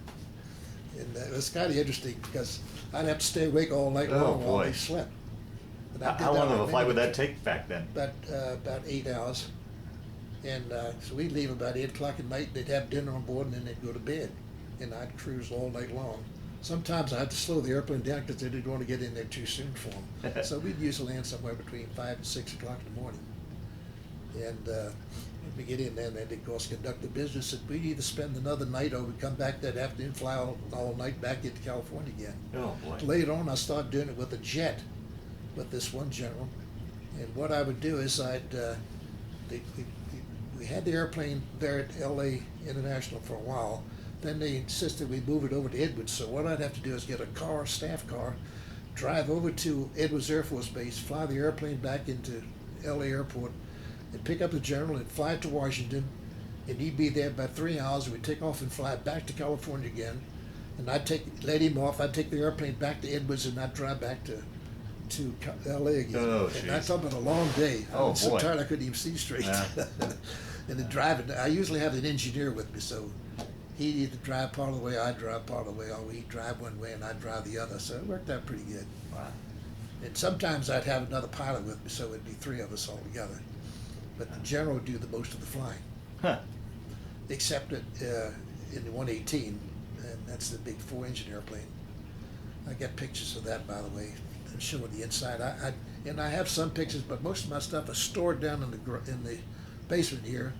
And to try to get to it and find out where all that stuff is, shows me when I was enlisted. Oh, boy. And some of them are really funny. And the fact is, one of them I looked like the sad sack. they probably, when they gave me my uniform when I went in service, it looked like it was fit for somebody who was about twice my size. Right? And there was another boy that was standing there with me, and I made certain I got a picture of the two of us together. He was from the West Virginia mountains, and a fellow by the name of George Morningstar, I'll never forget him. His ears set out just about like that, and his hat would always be pulled down over his face, and his clothes hung on him. And I was standing there, I looked just like him. I said, man, his sad sack and his brother. But anyway, that basic is about the military career until I got out. How was that transition for you going from propeller to jet? Was that? Well, that's the thing that surprised me, because I was told how difficult it would be to go from recip aircraft engines to pure jets. And so I tried my best to get into jets, but the GIP said, no, it's too difficult for you because you're flying the Convair's in 118, so it's too difficult for you to go to a jet. So when I got back to Washington, when this one general insisted I go back to Washington with him, this was in 1970, and when I got back there, I was to be in charge of this one section back there because the other fellow was retiring. And they said, you got the choice of two airplanes to fly. You current both in the 118 and the Convair. Do you want to fly anything else? I said, yeah, I want to fly the jet, T-39s. And they said, okay. So they called down operations and asked them if they could put me on the schedule to get my training in. So I was scheduled to go down on a Thursday morning, 8 o'clock, to go through ground school. I went through ground school that morning. That afternoon, I flew the jet. The next day, I flew it again. And the third day, they gave me an airplane to fly some VIP down to Maxwell Field. Wow. I was an aircraft commander. It was the easiest transition I ever Is that did in my right? life. Yeah. Oh, it was so simple because you don't do all that engine run up and all that checking that you did with the big engine, the big recip engines. And the jet, what you did, you just went through a checklist, which was fairly short. And you go right up to the runway and you're ready for takeoff, and off you go. You didn't have to check engines. You just make sure you get your 100% power on the roll. And if you did that, you were all set. If you didn't, you just chopped it and aborted your takeoff. But actual flying, is that very similar, easy? Yeah, but it was, one thing about it, I was used to flying airplanes with autopilots on it. Well, the Saberliners that the Air Force had were very austere. They kept out, they didn't put all the fancy stuff on them. And so you had to hand fly it all the time. And you couldn't sneeze when you were flying at altitude because you change 100 feet. So you could like up and down, you'd go up and down. Wow. So it's very, very sensitive at altitude. But you got to the point where you flew it with your fingertips. And it was just as easy to hold your altitude as it would be if you were on autopilot. Is that right? We'd fly from Washington to Oklahoma City, Tinkerfield, and then from Tinker we'd go into LA, because that's what most of my flights were that way, or else we'd go down to Florida to Eglin, or we'd go down to Patrick Air Force Base where they had the missiles, the firing down there. So these people were all missile people that I was flying out of Washington. It's called Air Force. So at this point, you're I guess to back up your story, from your time in L.A., where did you transfer? Where was your next assignment from L.A. after? From L.A., I went back to Andrews again. And I went from Andrews, and I stayed there until this general I was flying got sick, and he ended up with an angina condition that I had to fly with all the time. He was a lieutenant general. And they told him that he had to retire because of his condition.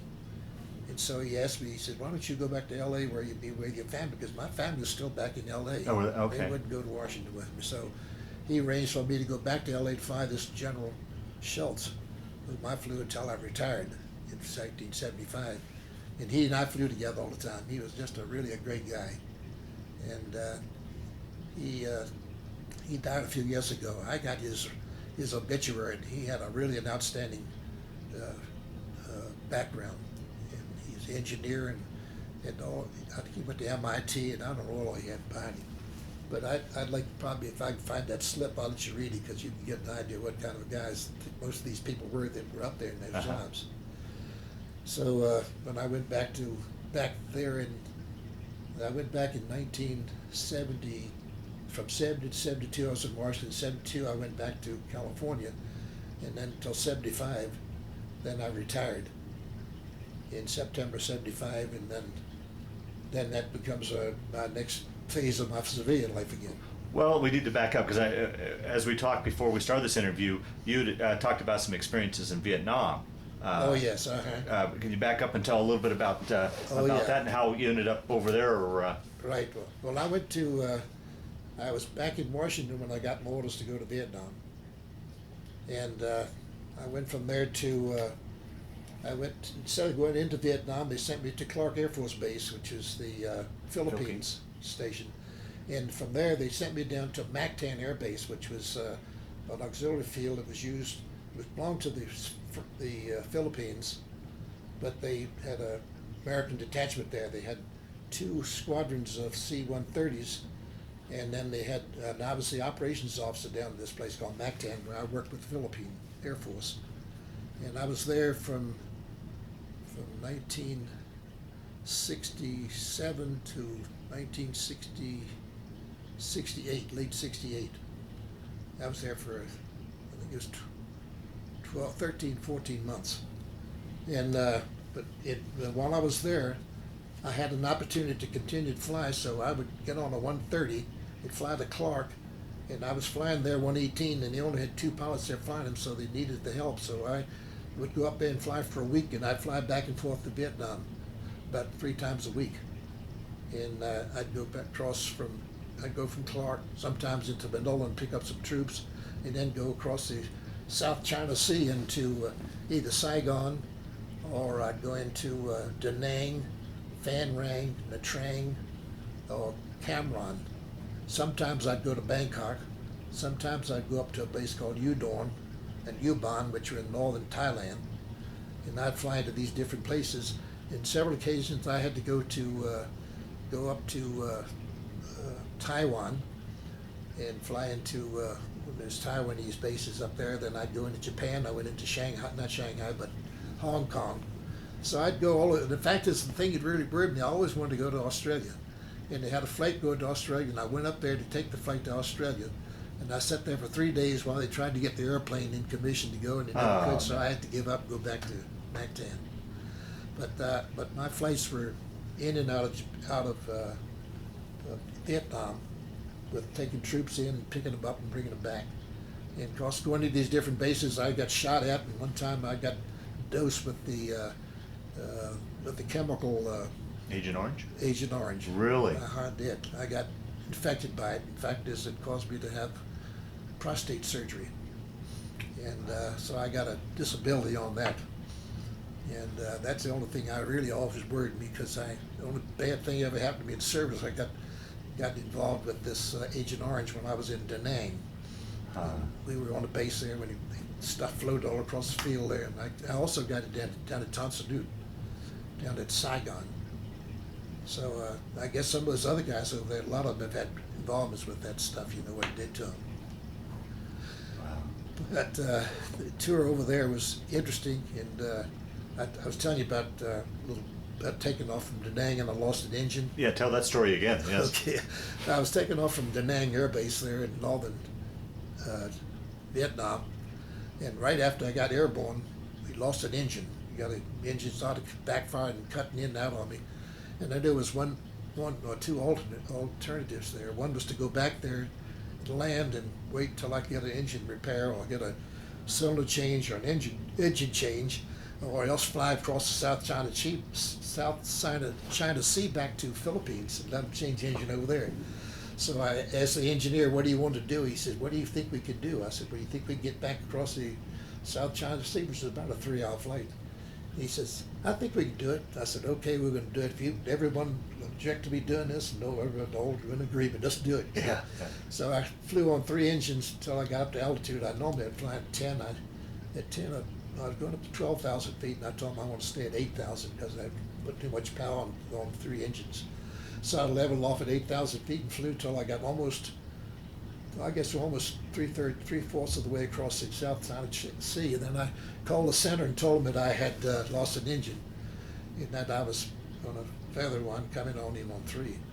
And I was changing my destination from Manila to Clark Air Base, and I feathered the engine, went on in on 3 engines. So I did darn well. If I went back in there, because they were having a real rough time there at Da Nang, because it wasn't too far from them that they overran that base. Right. Oh, and jeez. brought them all down to Saigon. But that was And then, of course, a lot of the flights I would go into the different bases there, I'd have to make very high approaches because they had small arms fire out around the bases that were shooting at the airplanes as they would come down. So you couldn't come in dragging your flight in like you'd normally do on approaches.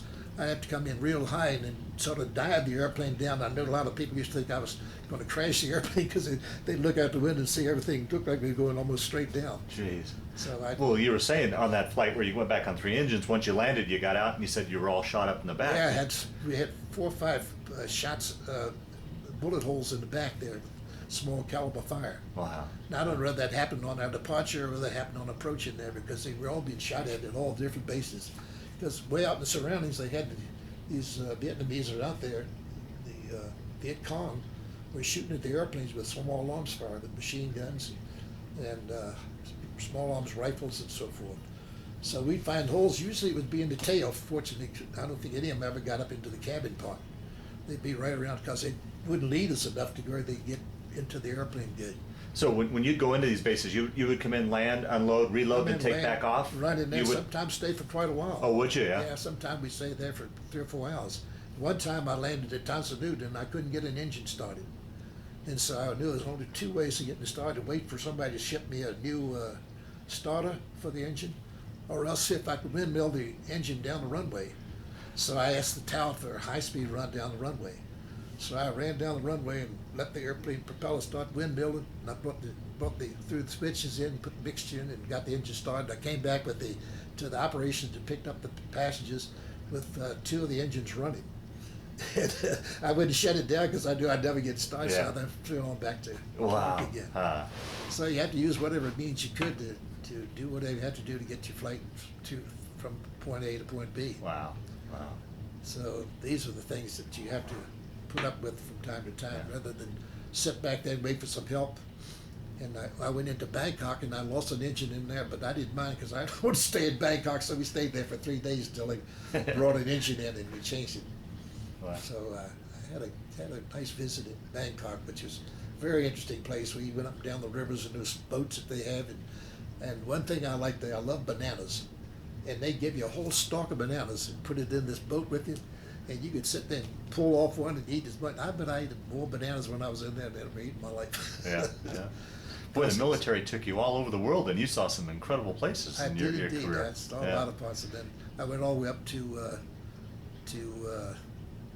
northern Canada, up to a place called, it's up in northern Greenland. It's, what's the name of that base up there? It's just above the Arctic Circle. Very, it's really isolated. Cold. It is very much so, and I always said, man, I would be stationed up here. In fact, it's during the winter they have these freeze periods where people just stayed right in the barracks. They couldn't leave because it freezes so quickly when you come outside. But I made them in there, and I went also into Frobisher's Bay, which is another one down in the southern part of Greenland.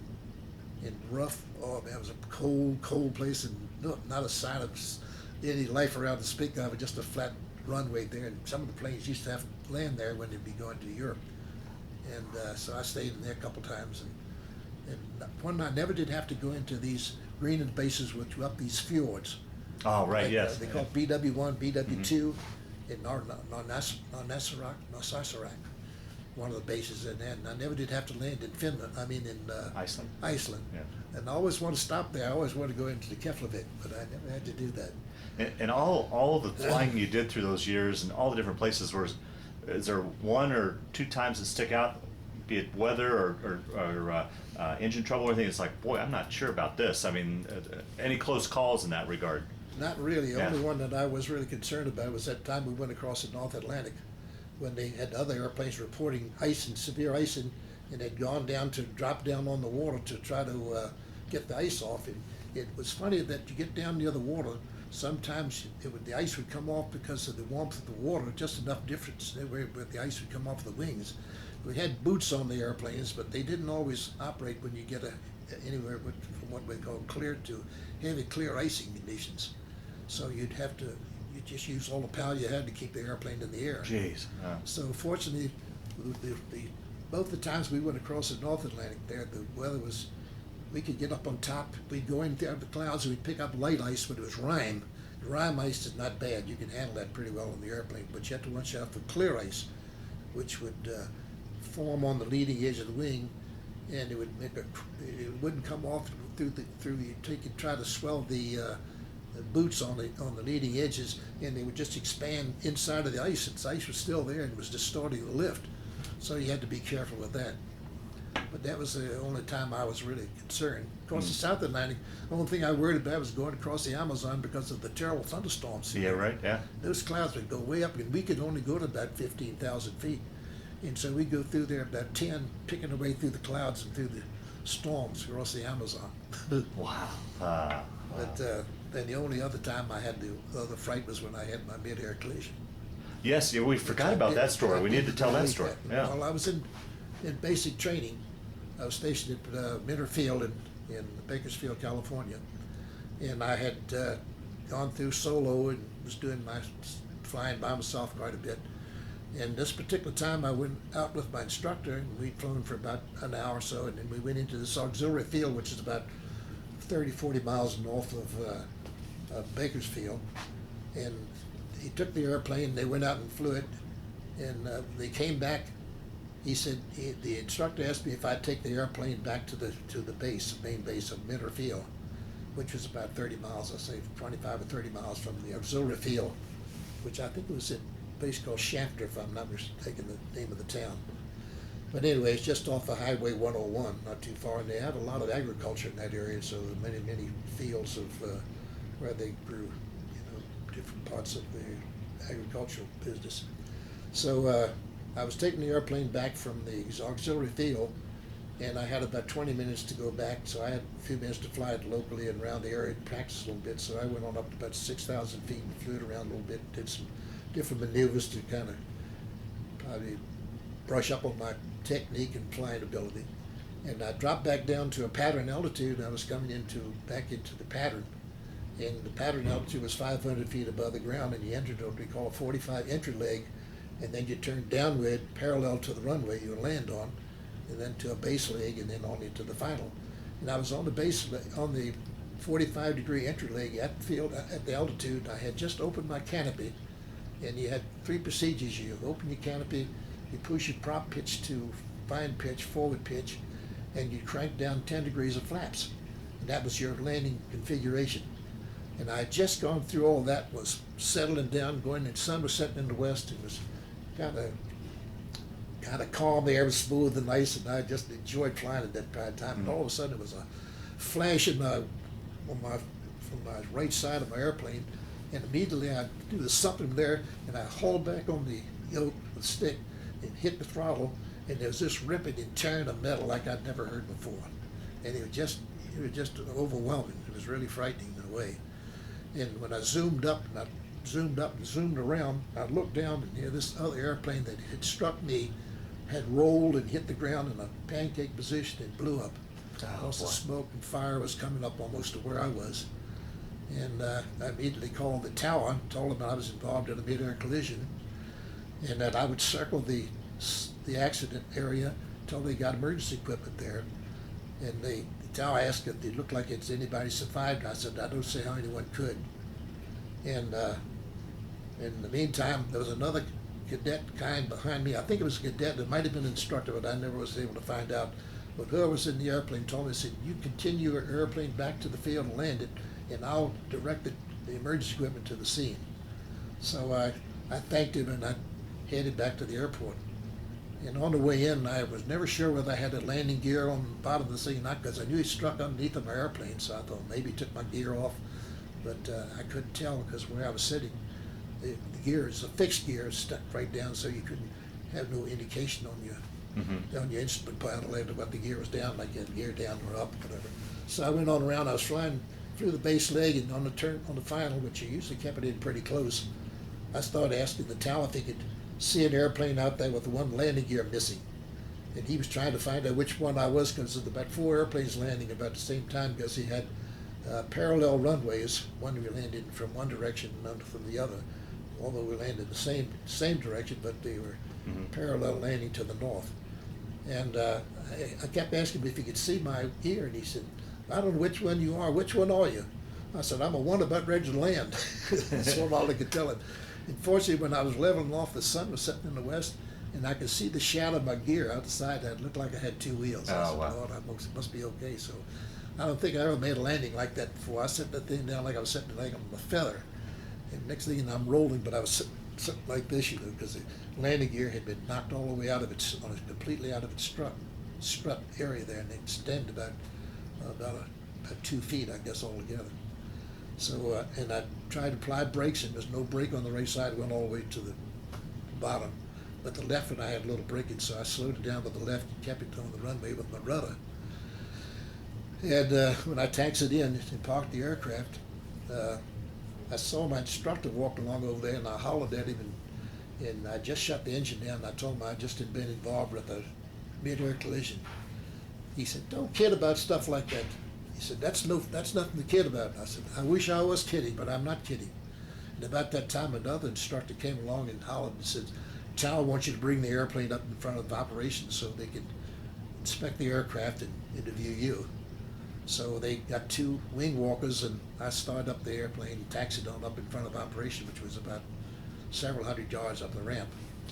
And I went inside, and I told there's a dispatcher there working at the desk. I said, was involved in a mid-air collision, and I'm supposed to see the operations duty officer, somebody here. So he called back and told him that I was out there, and so I'm sitting out there waiting, and the first thing this guy said, "How about having a drink?" I said, "Man, you trying to get me in trouble." I said, "If I had drinking alcohol in my breath, I'd really get hung."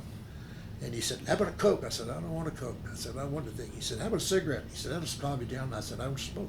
He said, "What can I do to help you?" I said, "Just leave me alone. Just let me sit there and think about what went on." So I got called in front of the operations officer, and it was in fact the director of training and another operations officer. There's about 3 or 4 officers in there. Highest rank was a major.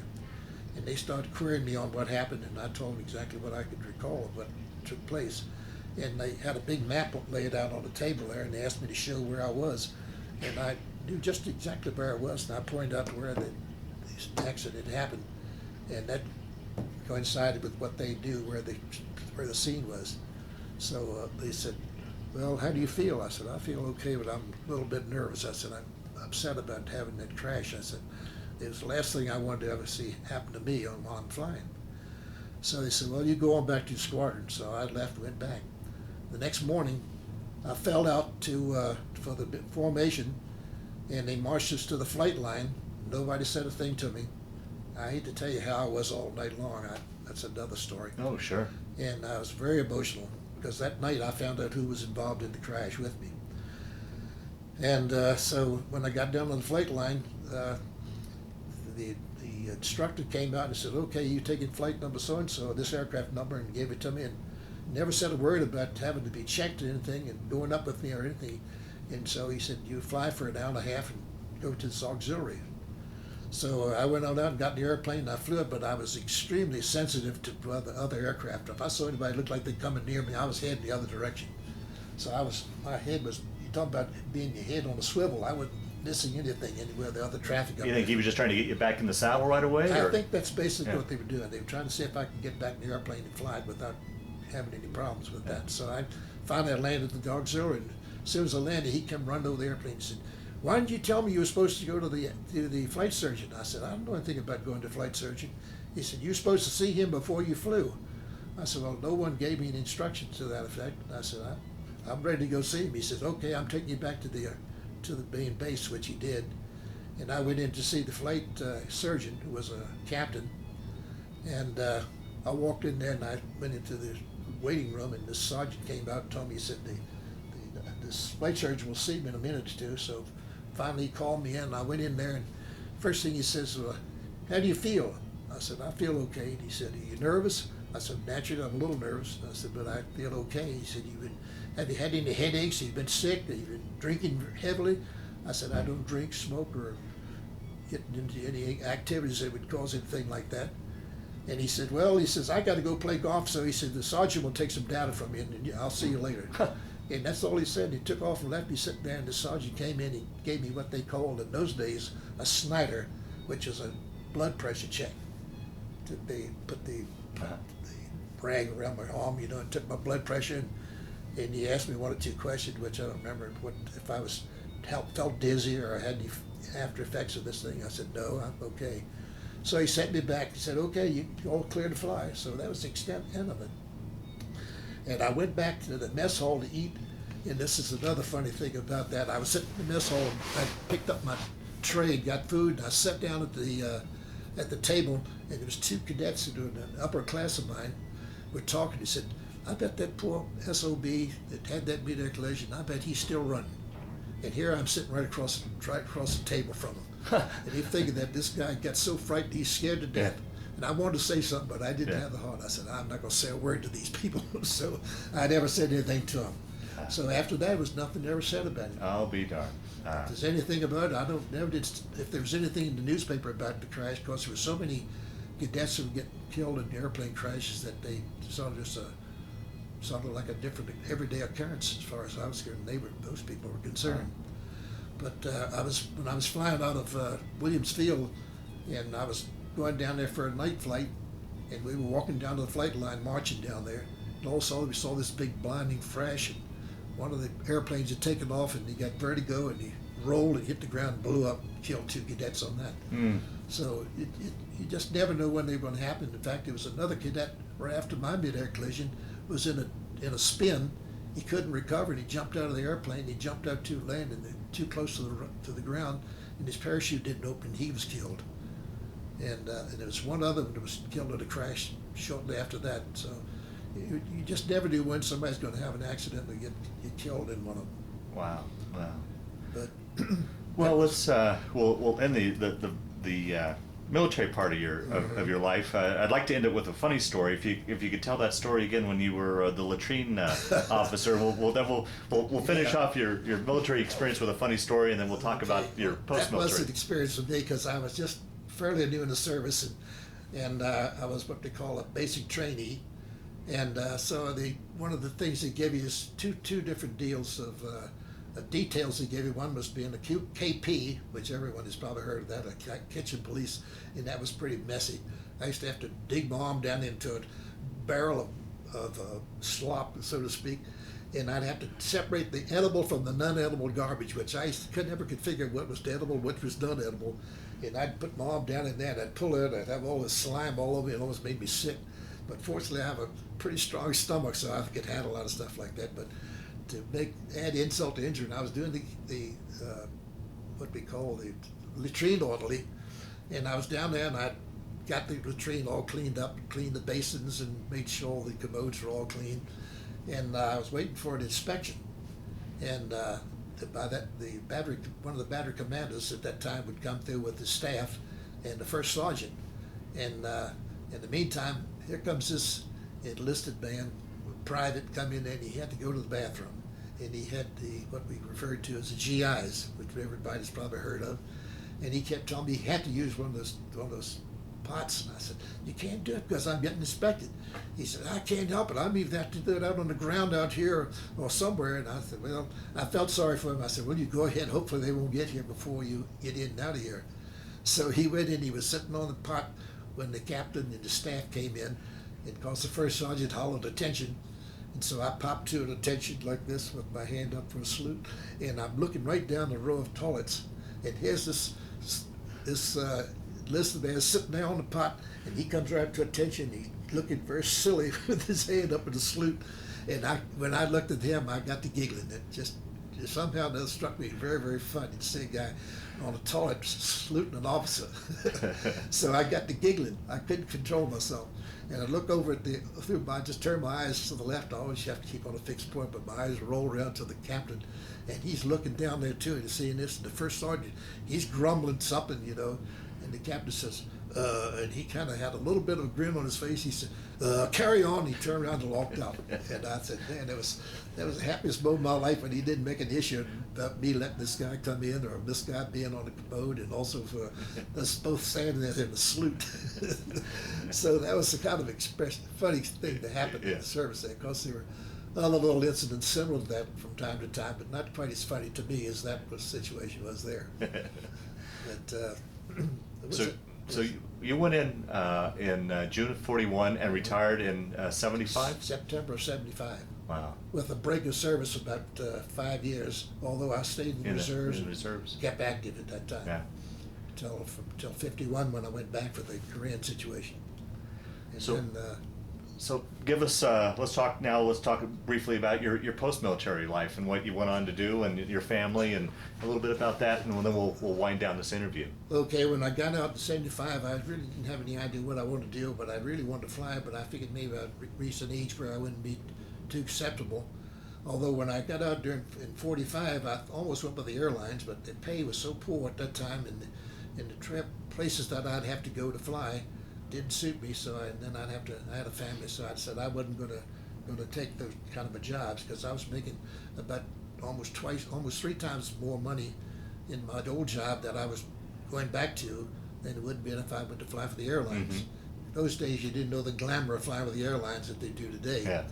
So anyway, but when I got out in 75, I wanted to fly, but I didn't, I knew I probably couldn't, so I didn't worry too much about it, although I did get an opportunity to fly because I was current in a Sabreliner, and I was right there by the factory that was turning out these Sabreliner aircraft for civilian life. Some were being set up for the FAA, which was the Sabreliner 75 series.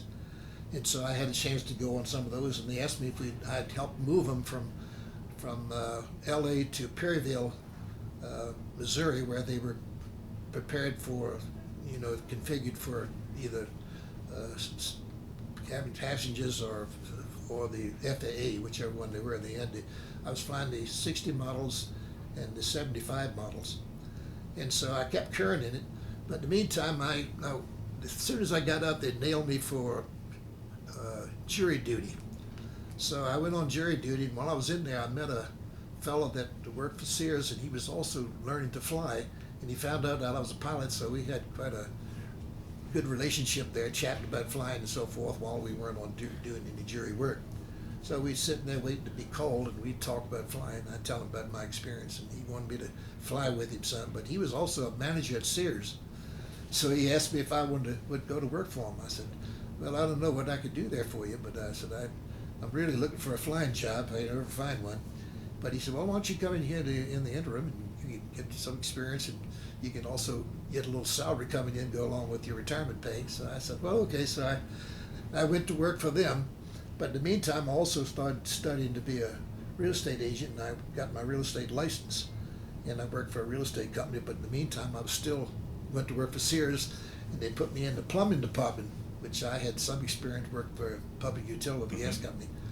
And I worked for a while because I was to replace an individual who was retiring, but he changed his mind, so he stayed with his job. So they said they had to relocate me, so they put me asked me what other department I'd like to go into, and I started to say ladies' underwear, but I thought I'd get in trouble there. So I said, no, how about put me in the sporting goods? So they did. So I was in there selling baseball bats and gloves, and they also had fishing equipment, which I loved to do, and I had a lot of experience in there telling people about the different pieces of equipment to use. And also they had guns, and I had a chance to explain guns to them, which I was familiar with. But I did that until I started getting calls from this company to fly as an occasional pilot for this corporation that had their own Sabreliner. So I started doing that, and when another guy would take off from vacation and get sick or something like this, I'd fill in for him. And then this one guy gets a job flying for Delta Airlines, so they asked me if I'd take over as one of the flying positions, which I did, which led to me to fly for them for 5 years. Oh, is that right? So I flew the Sabreliner, and this was a corporation called R&B Enterprise, and they had this one jet. And they also had a Cessna 421, which is a real nice little twin-engine airplane. And this guy owned that, so I had flown recip, so I was familiar with the recip engines, but was not qualified in the airplane. And I had a little problem with him because he kept wanting me to go with him and fly with him and keep him out of trouble. And a couple of times he wanted me to take the airplane by myself, and I said, look, before I do that, I've got to get a FAA qualification with an instructor, which I eventually did. And but anyway, so I was flying these two airplanes, and the one jet I would take, my flights primarily were to Sun Valley and Aspen, Colorado, in Utah and Colorado, which which was quite interesting, making these flights in these places where you had to go in visually, and going some kind of during the snowstorms and everything. There's a lot of interesting flights in there. Then I also made flights to the East Coast with the airplane with one of the other bosses who he was really dealing mostly in business work. They had these big apartment projects that they owned. They had, in fact, I just heard something in the paper today where this young actor that they found dead in his apartment was in one of the ones they owned called Oakwood Gardens apartments, and they owned all those. So a little later on, I flew there for almost 5 years for them, and then they offered me a job working down at Coronado as an assistant manager for one of the complexes there, which I took. But I still have my license to real estate and was doing that on the side. Pardon me. So I worked for them for about 2 years, and I worked. They gave me an apartment in there. I was living right on the San Diego Bay. Oh, nice. With the apartment overlooking the water. In fact, I used to have people come visit me, and I used to take a fishing line and throw it out of the back, off the balcony, right into the water. So they said, "This way you do your fishing." I said, "Yeah, I don't have to walk all the way out there to the water." So I cast right out to the side. It was really a nice apartment. Wow. And I stayed there for about, I guess, let's see, I'd flown to 74, and this was still 76. And then they wanted to bring in some other people in the place, so I told them, I said, go ahead, because it was a little bit strong for me. I had bought a house over in San Diego, and I was commuting. And finally I decided maybe just as well that I don't keep working here, because I was working from 7 in the morning till 7, 8 o'clock at night. And getting up in years, and I couldn't run up and down the stairways like I was doing there, but I used to get up and run around the island to keep in shape, which I was, let's see, in 75, that's 20 something, almost 30 years ago. And it was 30 years ago. So by that time I was 60 years old, and I run up down steps like I was 30, and I said, this has got to stop. So I tried to tell them, I said, I'll go ahead and leave. So I did. And then I went just into real estate over in San Diego, and I did that for quite a long time until I finally decided I'm too old for that too, and I couldn't compete with the ladies. Yeah, right. They're too strong. They had an advantage over me. So I finally gave that up. So then just recently my wife is having a lot of problems health-wise, and her daughter lives here in Windsor, and she just pushed and pushed for a whole year until we decided to leave our home in San Diego and move to this Good Samaritan where we are now. Okay. So we like it here very much, although I miss California and I miss the weather and I miss my friends back there. Sure. And other than that, I do get a chance to fly from time to time now with the son-in-law, and we go out to Loveland and we fly. And the fact is, for my birthday, he gave me a free ride on an airplane, and I got to fly in the left seat, just like I knew what I was doing. And I didn't scare him too much because he let me go ahead and do the flying. I made 2 or 3 landings, and and everything went well. I didn't kill anybody or myself, so I still have the touch. What I find amazing to me is, in all those years that you flew, all the different things that you saw, that the improvement in technologies is. It was a world of difference. In fact, I had an opportunity to fly one of the Flying Tigers simulators at LA International Airport. Was a 707, and I couldn't believe how sophisticated the equipment was in that. And you fly and you look like you're flying inside of over the airfield. I took this 707 and flew it around the airport and come around and landed on the runway, and it just came so natural for me that I didn't have much of a problem with the airplane, even though I had to control the speeds a little bit different from what I did. Although I had a lot of 4-engine time, I had about almost 6,000 hours in C-118s, which is a DC-6B. Wow. So all the years I counted, I had over 30-some different airplanes that I flew. Wow. What was the favorite of all those, the 30? I always liked the P-38, Yeah. the fighter, and that was really an interesting airplane to fly. It was so maneuverable, and so it just you just felt like you had power that you thought you'd never get to use under your seat. Wow.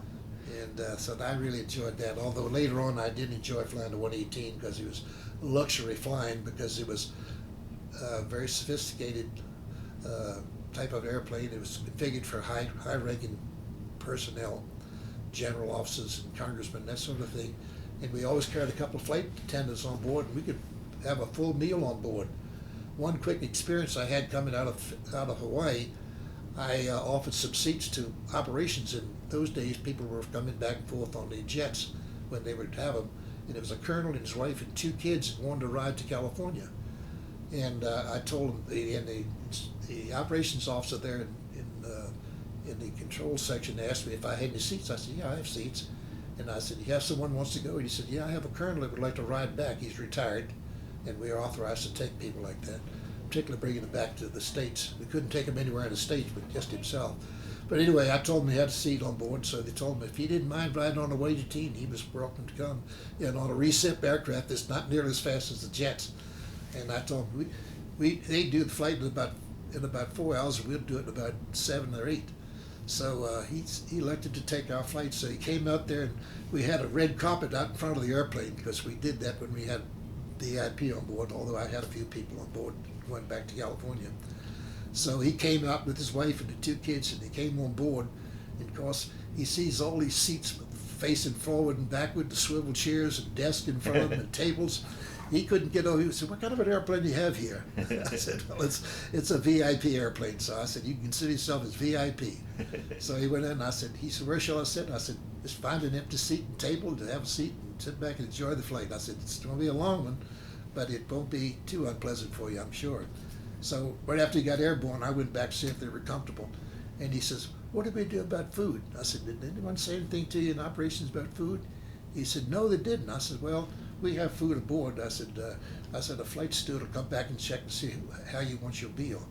So he came back and asked him how he wanted his steaks. The colonel almost fell out of the seat. He said, his wife said, steak? He said, yeah, I have steak. And he said, I also have corn on the cob, and I have a dessert. And he said, I've got string beans, and I've got several different kinds of vegetables. It's your choice. And he had a big salad for him. When he brought this back, and they were setting this table with all this, and he offered him wine with the dinner.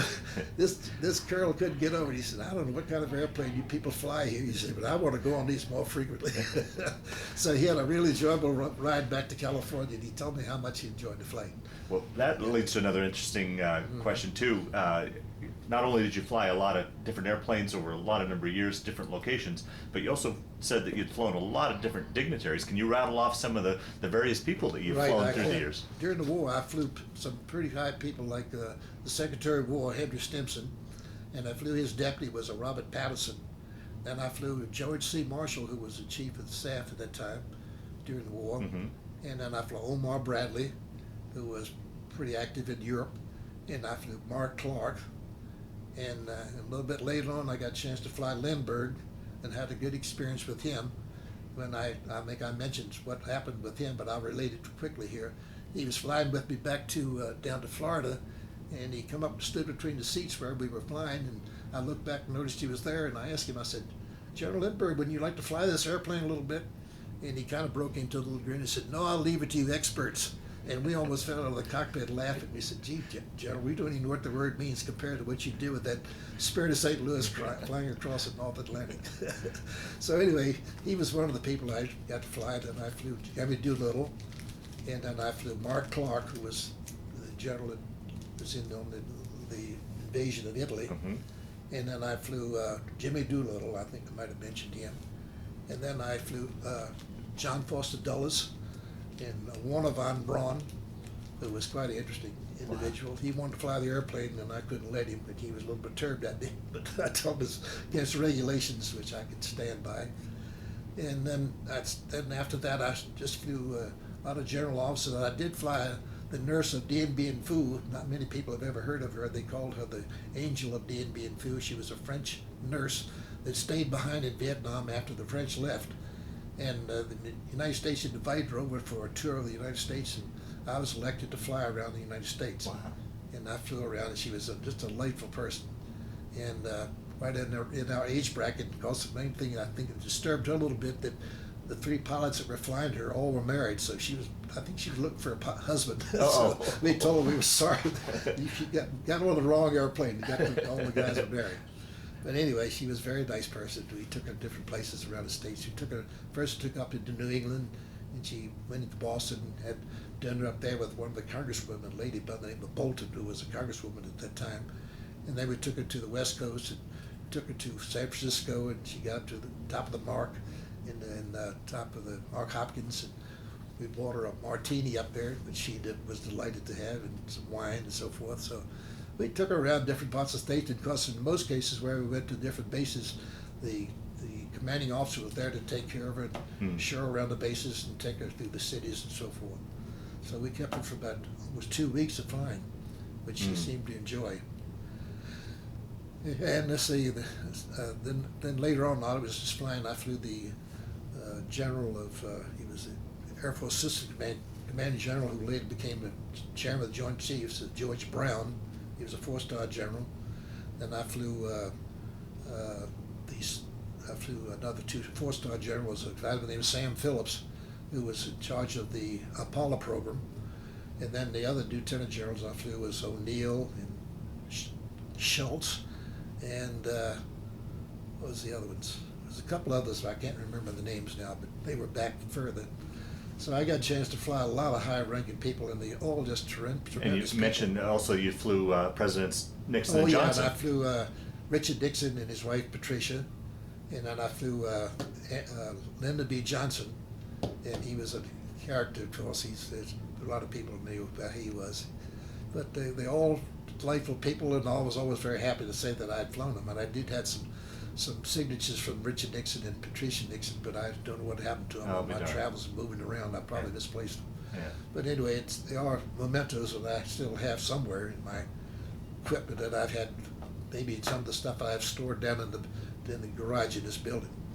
So then I have a lot of pictures from way back when and where I'm from. The fact is, I took pictures almost all over the world of the 35 millimeter slides, and I gave them to my grandson. He's supposed to be putting it on one of these DVD discs? DVDs, or he's ready to do it. But he's supposed to be putting it together. And there's places where I was stationed in Alaska, and when I was in Europe, when I was flying overseas, and in Vietnam, and Bangkok, and all those different places that I visited. I have some wonderful pictures, and most all of them are in color. Oh, wonderful! When I went down to the Mardi Gras, pictures of Mardi Gras, when I was also me walking with people who were so thick in there that I'm walking sideways and backwards and everything with the crowds and places like that. And then my hunting and fishing trips in Alaska and all this kind of stuff. And I think they'd be kind of interesting to some people to see. Oh, absolutely. But he's supposed to be putting them together, and I don't know when he's going to finish it up. So when he does, I'd like you to get a copy of it. Yeah. Boy, it just sounds like to date you've just had a very full and exciting life. I did indeed. And the nice part about it, I'm still alive to tell about it. Yeah. So at 92, not many of us around. That's right. You've got a few here that you're going to talk to that are in their 80s. Yeah. Like Willie, I think he's 88 or 89, I'm not sure which.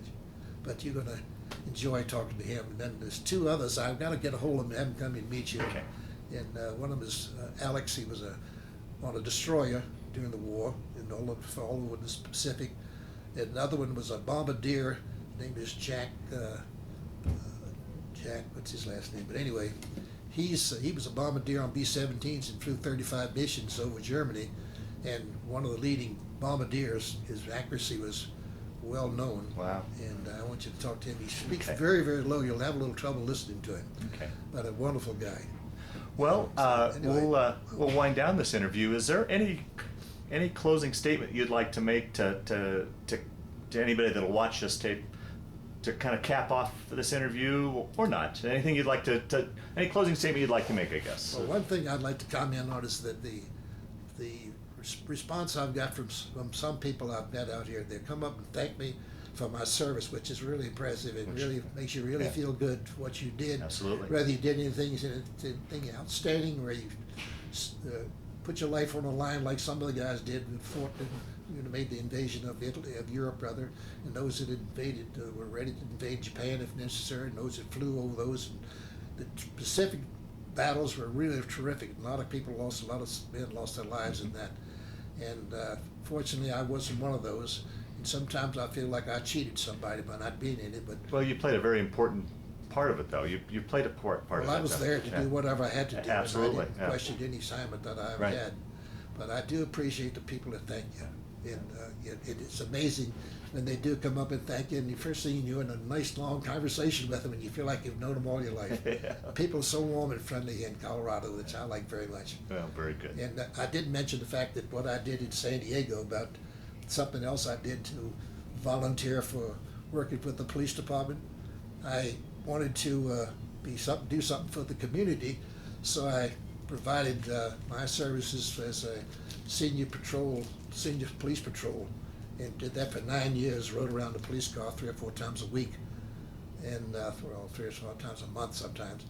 And what I would do is go help the police department with what they needed there. So right. I feel like that was, I did what I could when I could, Yeah, and right. I was healthy enough to do these things. Right, right. So once again, I thank you for Well, the interview. I want to. I'm going to be one of those guys that you run into. I definitely want to thank you for sitting down to tell your incredible story. But more importantly, I want to thank you for your service to our country. Well, as I tell each one of them, I want to thank you for thanking me, and I'm thankful that I'm here to tell you about it. Well, thank you, Such George. as it. Well, thank you.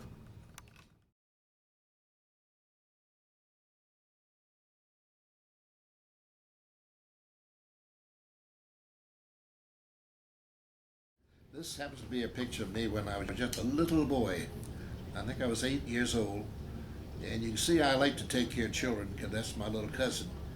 She has now passed on, so she as a little girl, she was a real pretty little girl, real sweet little girl, big dimples. But when she got older, after being married for a number of years and so forth and having 2 children, she passed away here about 3 years ago. Oh, be darned. So anyway, that was part of my childhood. Okay, this is a picture of me when I was a young man, prior to going into the military. I was about 18 years old at that point, so I don't guess you'd call me a young blade, although I guess some of them call you that when you're a young man. But anyway, I was just prior to my going to work at when I mentioned earlier where I went to work for a company that was that did credit reports in Washington D.C. and I was working with them for a couple of years and so forth. This is a picture of me when I was fairly young, and while I was working at the time, but on my weekends I used to ride horseback a lot. And I used to love to do just any equestrian type of duty you could do, not duty per se, but something that was fun to me and it was sort of a pastime. And I loved to ride horseback and did a lot of jumping and rode even to the hounds up in Virginia. Is that right? Yeah. Right to Virginia where we rode to the hounds. So you see a little bit of that. I was fairly active in my younger life. Now, did you ride growing up all through your childhood, or is it something you picked up later in life? Picked up later. Okay. I started when I was in my late teens. Okay. And then I did this on up until my 20s, and not any later than that. After I came back from the service, I did ride some. Okay, this is a picture of a period of time when I first went into the service. I'll give you a rough idea of what we looked like as we first went into the service. This would put me in the category as one of the original sad sacks. Myself and another young man that went in about the same time I did. And of course you can see how the uniforms fit when we first went in. They didn't care how they fit, just as long as they'd get on your body and you looked like you were like a military man. So this is myself with a fella soldier, and we're at Fort Sill, Oklahoma in 1941. In fact, in June of 1941, prior to the war. Now, you said you'd put on a fair amount of weight once you got in.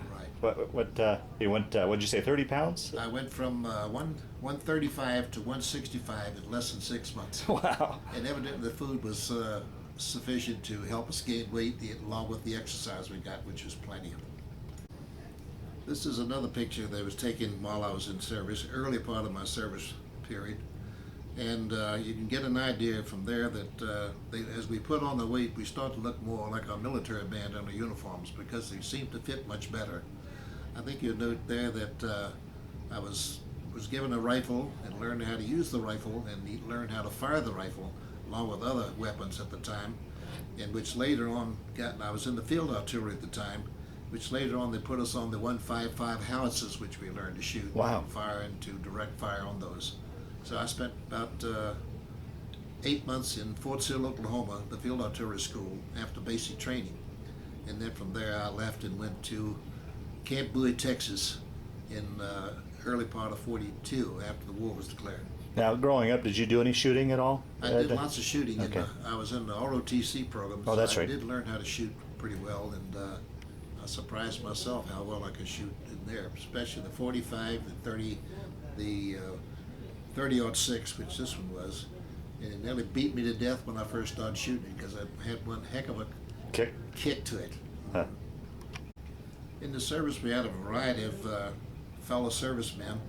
This young man here was from Chicago, Illinois, and he was a Lithuanian, really a fine young man, and a little bit older than I, and his name was Felix Kirkelis, which I think goes along with the Lithuanian type of people, but a wonderful young man, and really was looking forward to working with me and even going to flight school, which shortly after this period of this picture was taken, I applied for the aviation cadet program through the sponsorship not only of him but also with a lieutenant, and I'll show you his picture here shortly.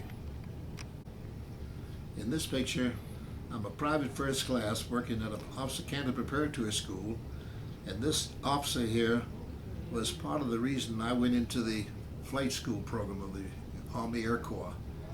He encouraged me to go because he found out from Felix so that I had learned to fly prior to going in the service. I had learned to fly a Piper Cub and had soloed it. He found out this through Felix, and so he encouraged me to take a 3-day pass and go into Dallas, Texas and apply for the aviation cadet program. So Felix and I took the 3-day pass, went in there, and unfortunately he couldn't qualify because of his age. He had just a 6 months over the age limit at that time. So I took the training at the time, and at least I took the flight test, this test that they give you to check your qualifications, and then took the physical and fortunately passed both of them. And to say I was elated is just putting it mildly. I'm very pleased. This is a picture here of me as a recruit, basically right after I got into the service. And they took this picture of all of us to have it available to the organization there. And I was a private first class shortly after this picture was taken. But this is an early picture of me when I first went in the service. Give you a rough idea how bad we looked. Is that a marksmanship badge you got on there? Okay, expert marksmanship. Expert. Wow. I got that pretty quickly. This is a picture showing myself with a couple of other cadets when I was in basic training at Minter Field in Bakersfield, California. I was just part of the way through my flight training at that time, and this was a gentleman that came in to entertain us like a lot of the Hollywood entertainers came into. Kind of a USO type of show? Type of USO show. Okay. This was a man by the name of Dennis Morgan, who some people may still remember. He has since passed on, but a wonderful person, a wonderful actor, and a terrific singer. And he entertained us. And these two other fellows that were with me had the same name as he did, and mine was pretty close. So that those two boys, brother names, had the last name of Morgan, and he was Dennis Morgan, and mine was Mount. So it was so close. He said, "Well, you might as well get in on the picture with us." So I did. And that's you on the right? That's me on the right. Okay. This is an airplane that I flew during the service, my service period. It was a A-26 built by Douglas Aircraft, which was a fine piece of equipment, an excellent airplane to fly in combat. It was fast, maneuverable, and carried a pretty good load of bombs and machine guns. So I actually didn't get into combat in this airplane, but I was well qualified in it.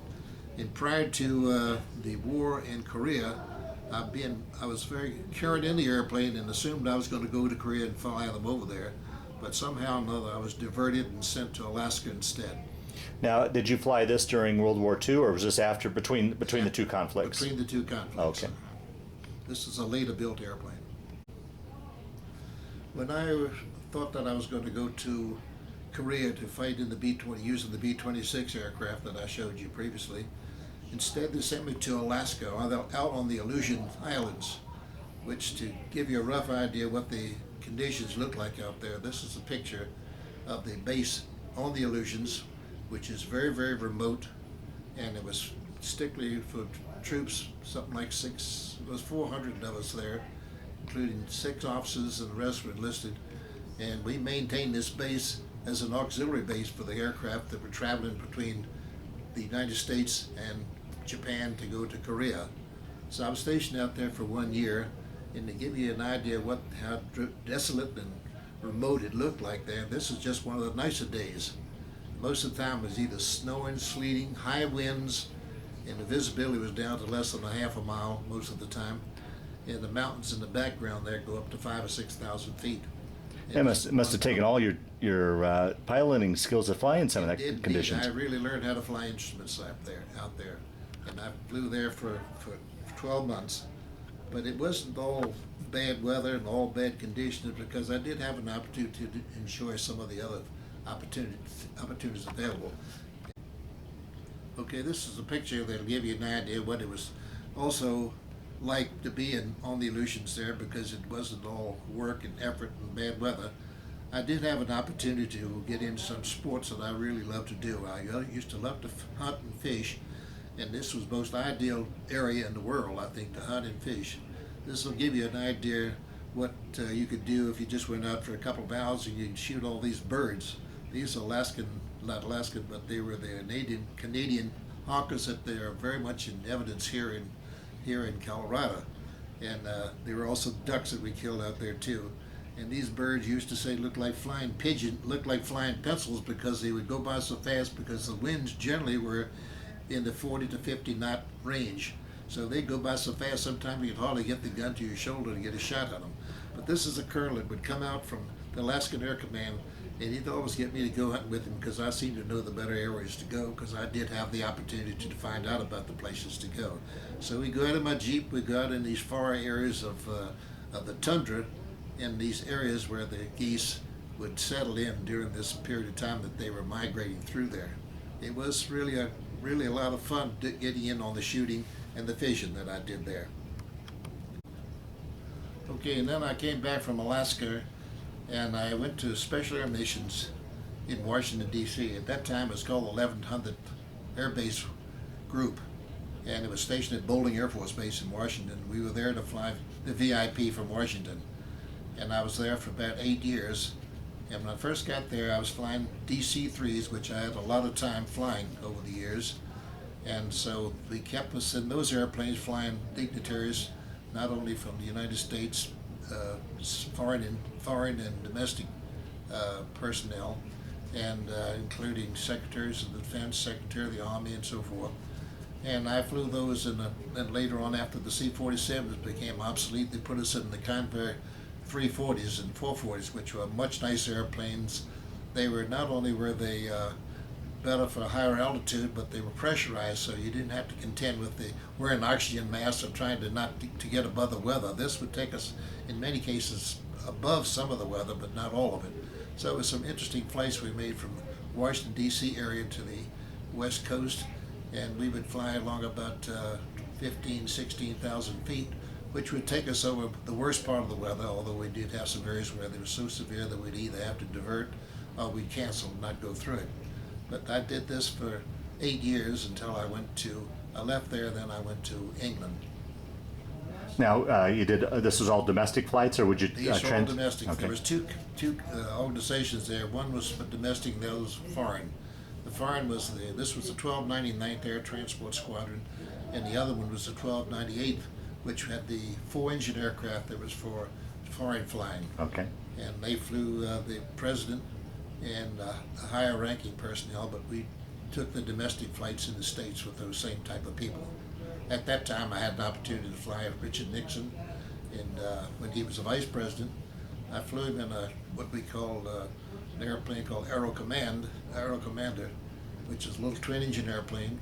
Took him on a few flights in that, and along with his wife, Pat Nixon, and then also took several of the other high-ranking people, including, at that time, a senator by the name of Lyndon B. Johnson. I'll be darned. So some people probably remember him, I would think. So after leaving the organization in Washington, D.C., I was transferred to London, England, with the 13th Air Force, which was part of the MATS control system that flew aircraft from the United States out of McGuire Air Force Base into England, bringing the Thor missiles in. And I worked for this organization over there for 18 months. and I was in the operations field there like I had been most of my career. And then returning from there, I went to Special Air Missions, and not Special Air Missions, but the Systems, SAMSO, Special Space and Systems Missions Organization at Los Angeles Air Force Base, or Air Force Station. And I went there to fly this particular airplane. Then I got upgraded to flying 4-engine aircraft, which was the DC-6B, or the Air Force version of the C-118, which is a very fine airplane. Nothing like having 4 engines up there instead of just 2. There was a little more reliability as far as we were concerned. And I went there to fly a Lieutenant General by the name of O'Neill. And I flew him in this airplane in many, many flights from the West Coast to the East Coast. And he used to say, he used to love to fly, and he'd say, George, you take it to altitude, and I'll take it to the altitude, and you take it to Washington. So I'd fly all night. We'd leave at somewhere between 7 and 8 o'clock at night and fly all night into Washington, D.C. Sometimes we'd just stay there a part of the day, and then we'd turn around and fly back that night, which would be about an 8-hour flight in, about a 9-hour flight back. Oh, boy. So it made a long day, but I had something even worse later on when I flew it out of there. So I stayed there for quite a while, but this was a very fine VIP configured airplane. It was very plush, and I enjoyed flying that, and I have over 5,000 hours in that airplane. While in California, they made me the squadron commander for this organization. So this is one of the pictures where I was with the first sergeant of my organization there, which was, I can't remember, 6592nd Air Base Unit, which was stationed at Los Angeles Air Force Station. And I would control the listed troops there because I was the commander, and we used to have lots of interesting deals there, because not only did I fly, but also had a chance to work with some of the people from the theater business that would come in and put on shows for us. So we'd have some of the people, we'd take them to Hollywood and get them in some of the pictures there, mostly for just to get to meet the celebrities there in the theater business. So I was the squadron commander, and I had some interesting stories there, but I won't bore you with those. But they were interesting. But that was along with flying this general all over the country. And I'm going to show you a picture of him now for me. This is a general that I was very, very fond of, and a wonderful person. He was a lieutenant general, was the commander of this Space and Systems Missions organization there, which is part of the Air Force Systems Command, which was a branch of it that handled all the missiles that we used and so forth that went on into the space programs. And he was the vice commander. He was the commander here, and then went on to Washington to become the vice commander, and would have become the chief of the command there. He would have been the commander of the Air Force Systems Command, but he was affected with an angina condition, and it was so severe that it really took him off flight status, and he had to retire. And unfortunately, he had to do that. But one fine gentleman, a wonderful pilot, and he had quite a wartime record too. You can see from his ribbons that he has on his chest. Prior to General O'Neill, who I had shown just prior to this one, prior to his retirement, he arranged for me to come back to California again, to Los Angeles, because that's where my family was most of the time. So I went back, and I went back to fly this gentleman here, another lieutenant general by the name of Schultz. He had quite a war record too, and quite a background. He is an MIT graduate, and graduated from several of the other high-ranking colleges in the East Coast, East area. And he had a terrific space program background. Also a test pilot for Wright-Patterson, a lot of wonderful airplanes that he flew. But anyway, I flew him, and I got into a new airplane at this point. While I was flying it prior to leaving Washington, it was a Saberliner built by North American Rockwell called a T-39. It was a trainer. And I learned to fly that while I was there. And so I went to California to fly him because he loved the jet and wanted to fly that only. And he didn't want to fly the 4-engine airplane, so I was qualified in the little jet. So then from then on, I flew this little Saberliner. And I flew that for the 2 years that I was there in California prior to his and my retirement, which was in 1975. And he was a wonderful, wonderful general, and he wrote one of the nicest letters I've ever received prior to my retirement. And so we retired the same day, although I had a chance to fly from California to Albuquerque, New Mexico, the day we were supposed to retire, and I wanted to go, and he wouldn't let me. He said, "If I can't fly it, you can't." So he said, "You stay here, I stay here. We both retire." So that was the finale of our military service there. We retired on the 1st of September of 1975, and that's when I finished flying with the service. What is he? What medal is he presenting you here? That's the Legion of Merit that I get. This is a civilian version of the aircraft that I flew in the Air Force. This is a much more modern T-39 or Saberline. It was called the N-264, which was built by North American Rockwell. And this airplane had much nicer features than the one that the Air Force had, because that one was very austere in development, and they didn't put all the fancy deals on there like radar and automatic pilot, anti-skid brakes, thrust reversers, which were all very important to flying these airplanes. Because sometimes if you put on the brakes on these T-39s, if the wheel should skid, you could blow a tire. So you have to be extremely careful about the braking that you did when you landed on the different runways. But this is a later version that I flew for this corporation when I got out. This airplane was flown for this company called R&B Enterprise, which I flew for 4 years for them. And we flew such wonderful trips to places like to the East Coast out of LA, flew out of LA International Airport, and we'd fly to Aspen, Colorado, and to Vail, and to up to Sun Valley, Idaho, and plus we fly to Lake Powell quite often. And these people all like to have vacations these places, and of course they like to have us fly them there. So we got into some wonderful flights flying these people these different places. Knowing these people that I flew is another story entirely, which I won't bore anyone with right now, but they were interesting people. After my retirement in the 90s, I had a real estate license that I worked with the real estate companies for a number of years, but then I wanted to do something more for civil activity and duty to the city. And I was stationed, or actually I was living in San Diego, California, and I was offered a job to work with what they call RSVP, or Reserve Senior Police Patrol, which worked around the area of San Diego. And this is a picture of myself and a fellow worker there. He was a Navy retired individual, flew Navy aircraft, and of course by flying an Air Force airplane, we had a lot in common. So we worked for the city of San Diego for 9 years, and I worked a little longer than he did because he passed away about a year short of my continuation there.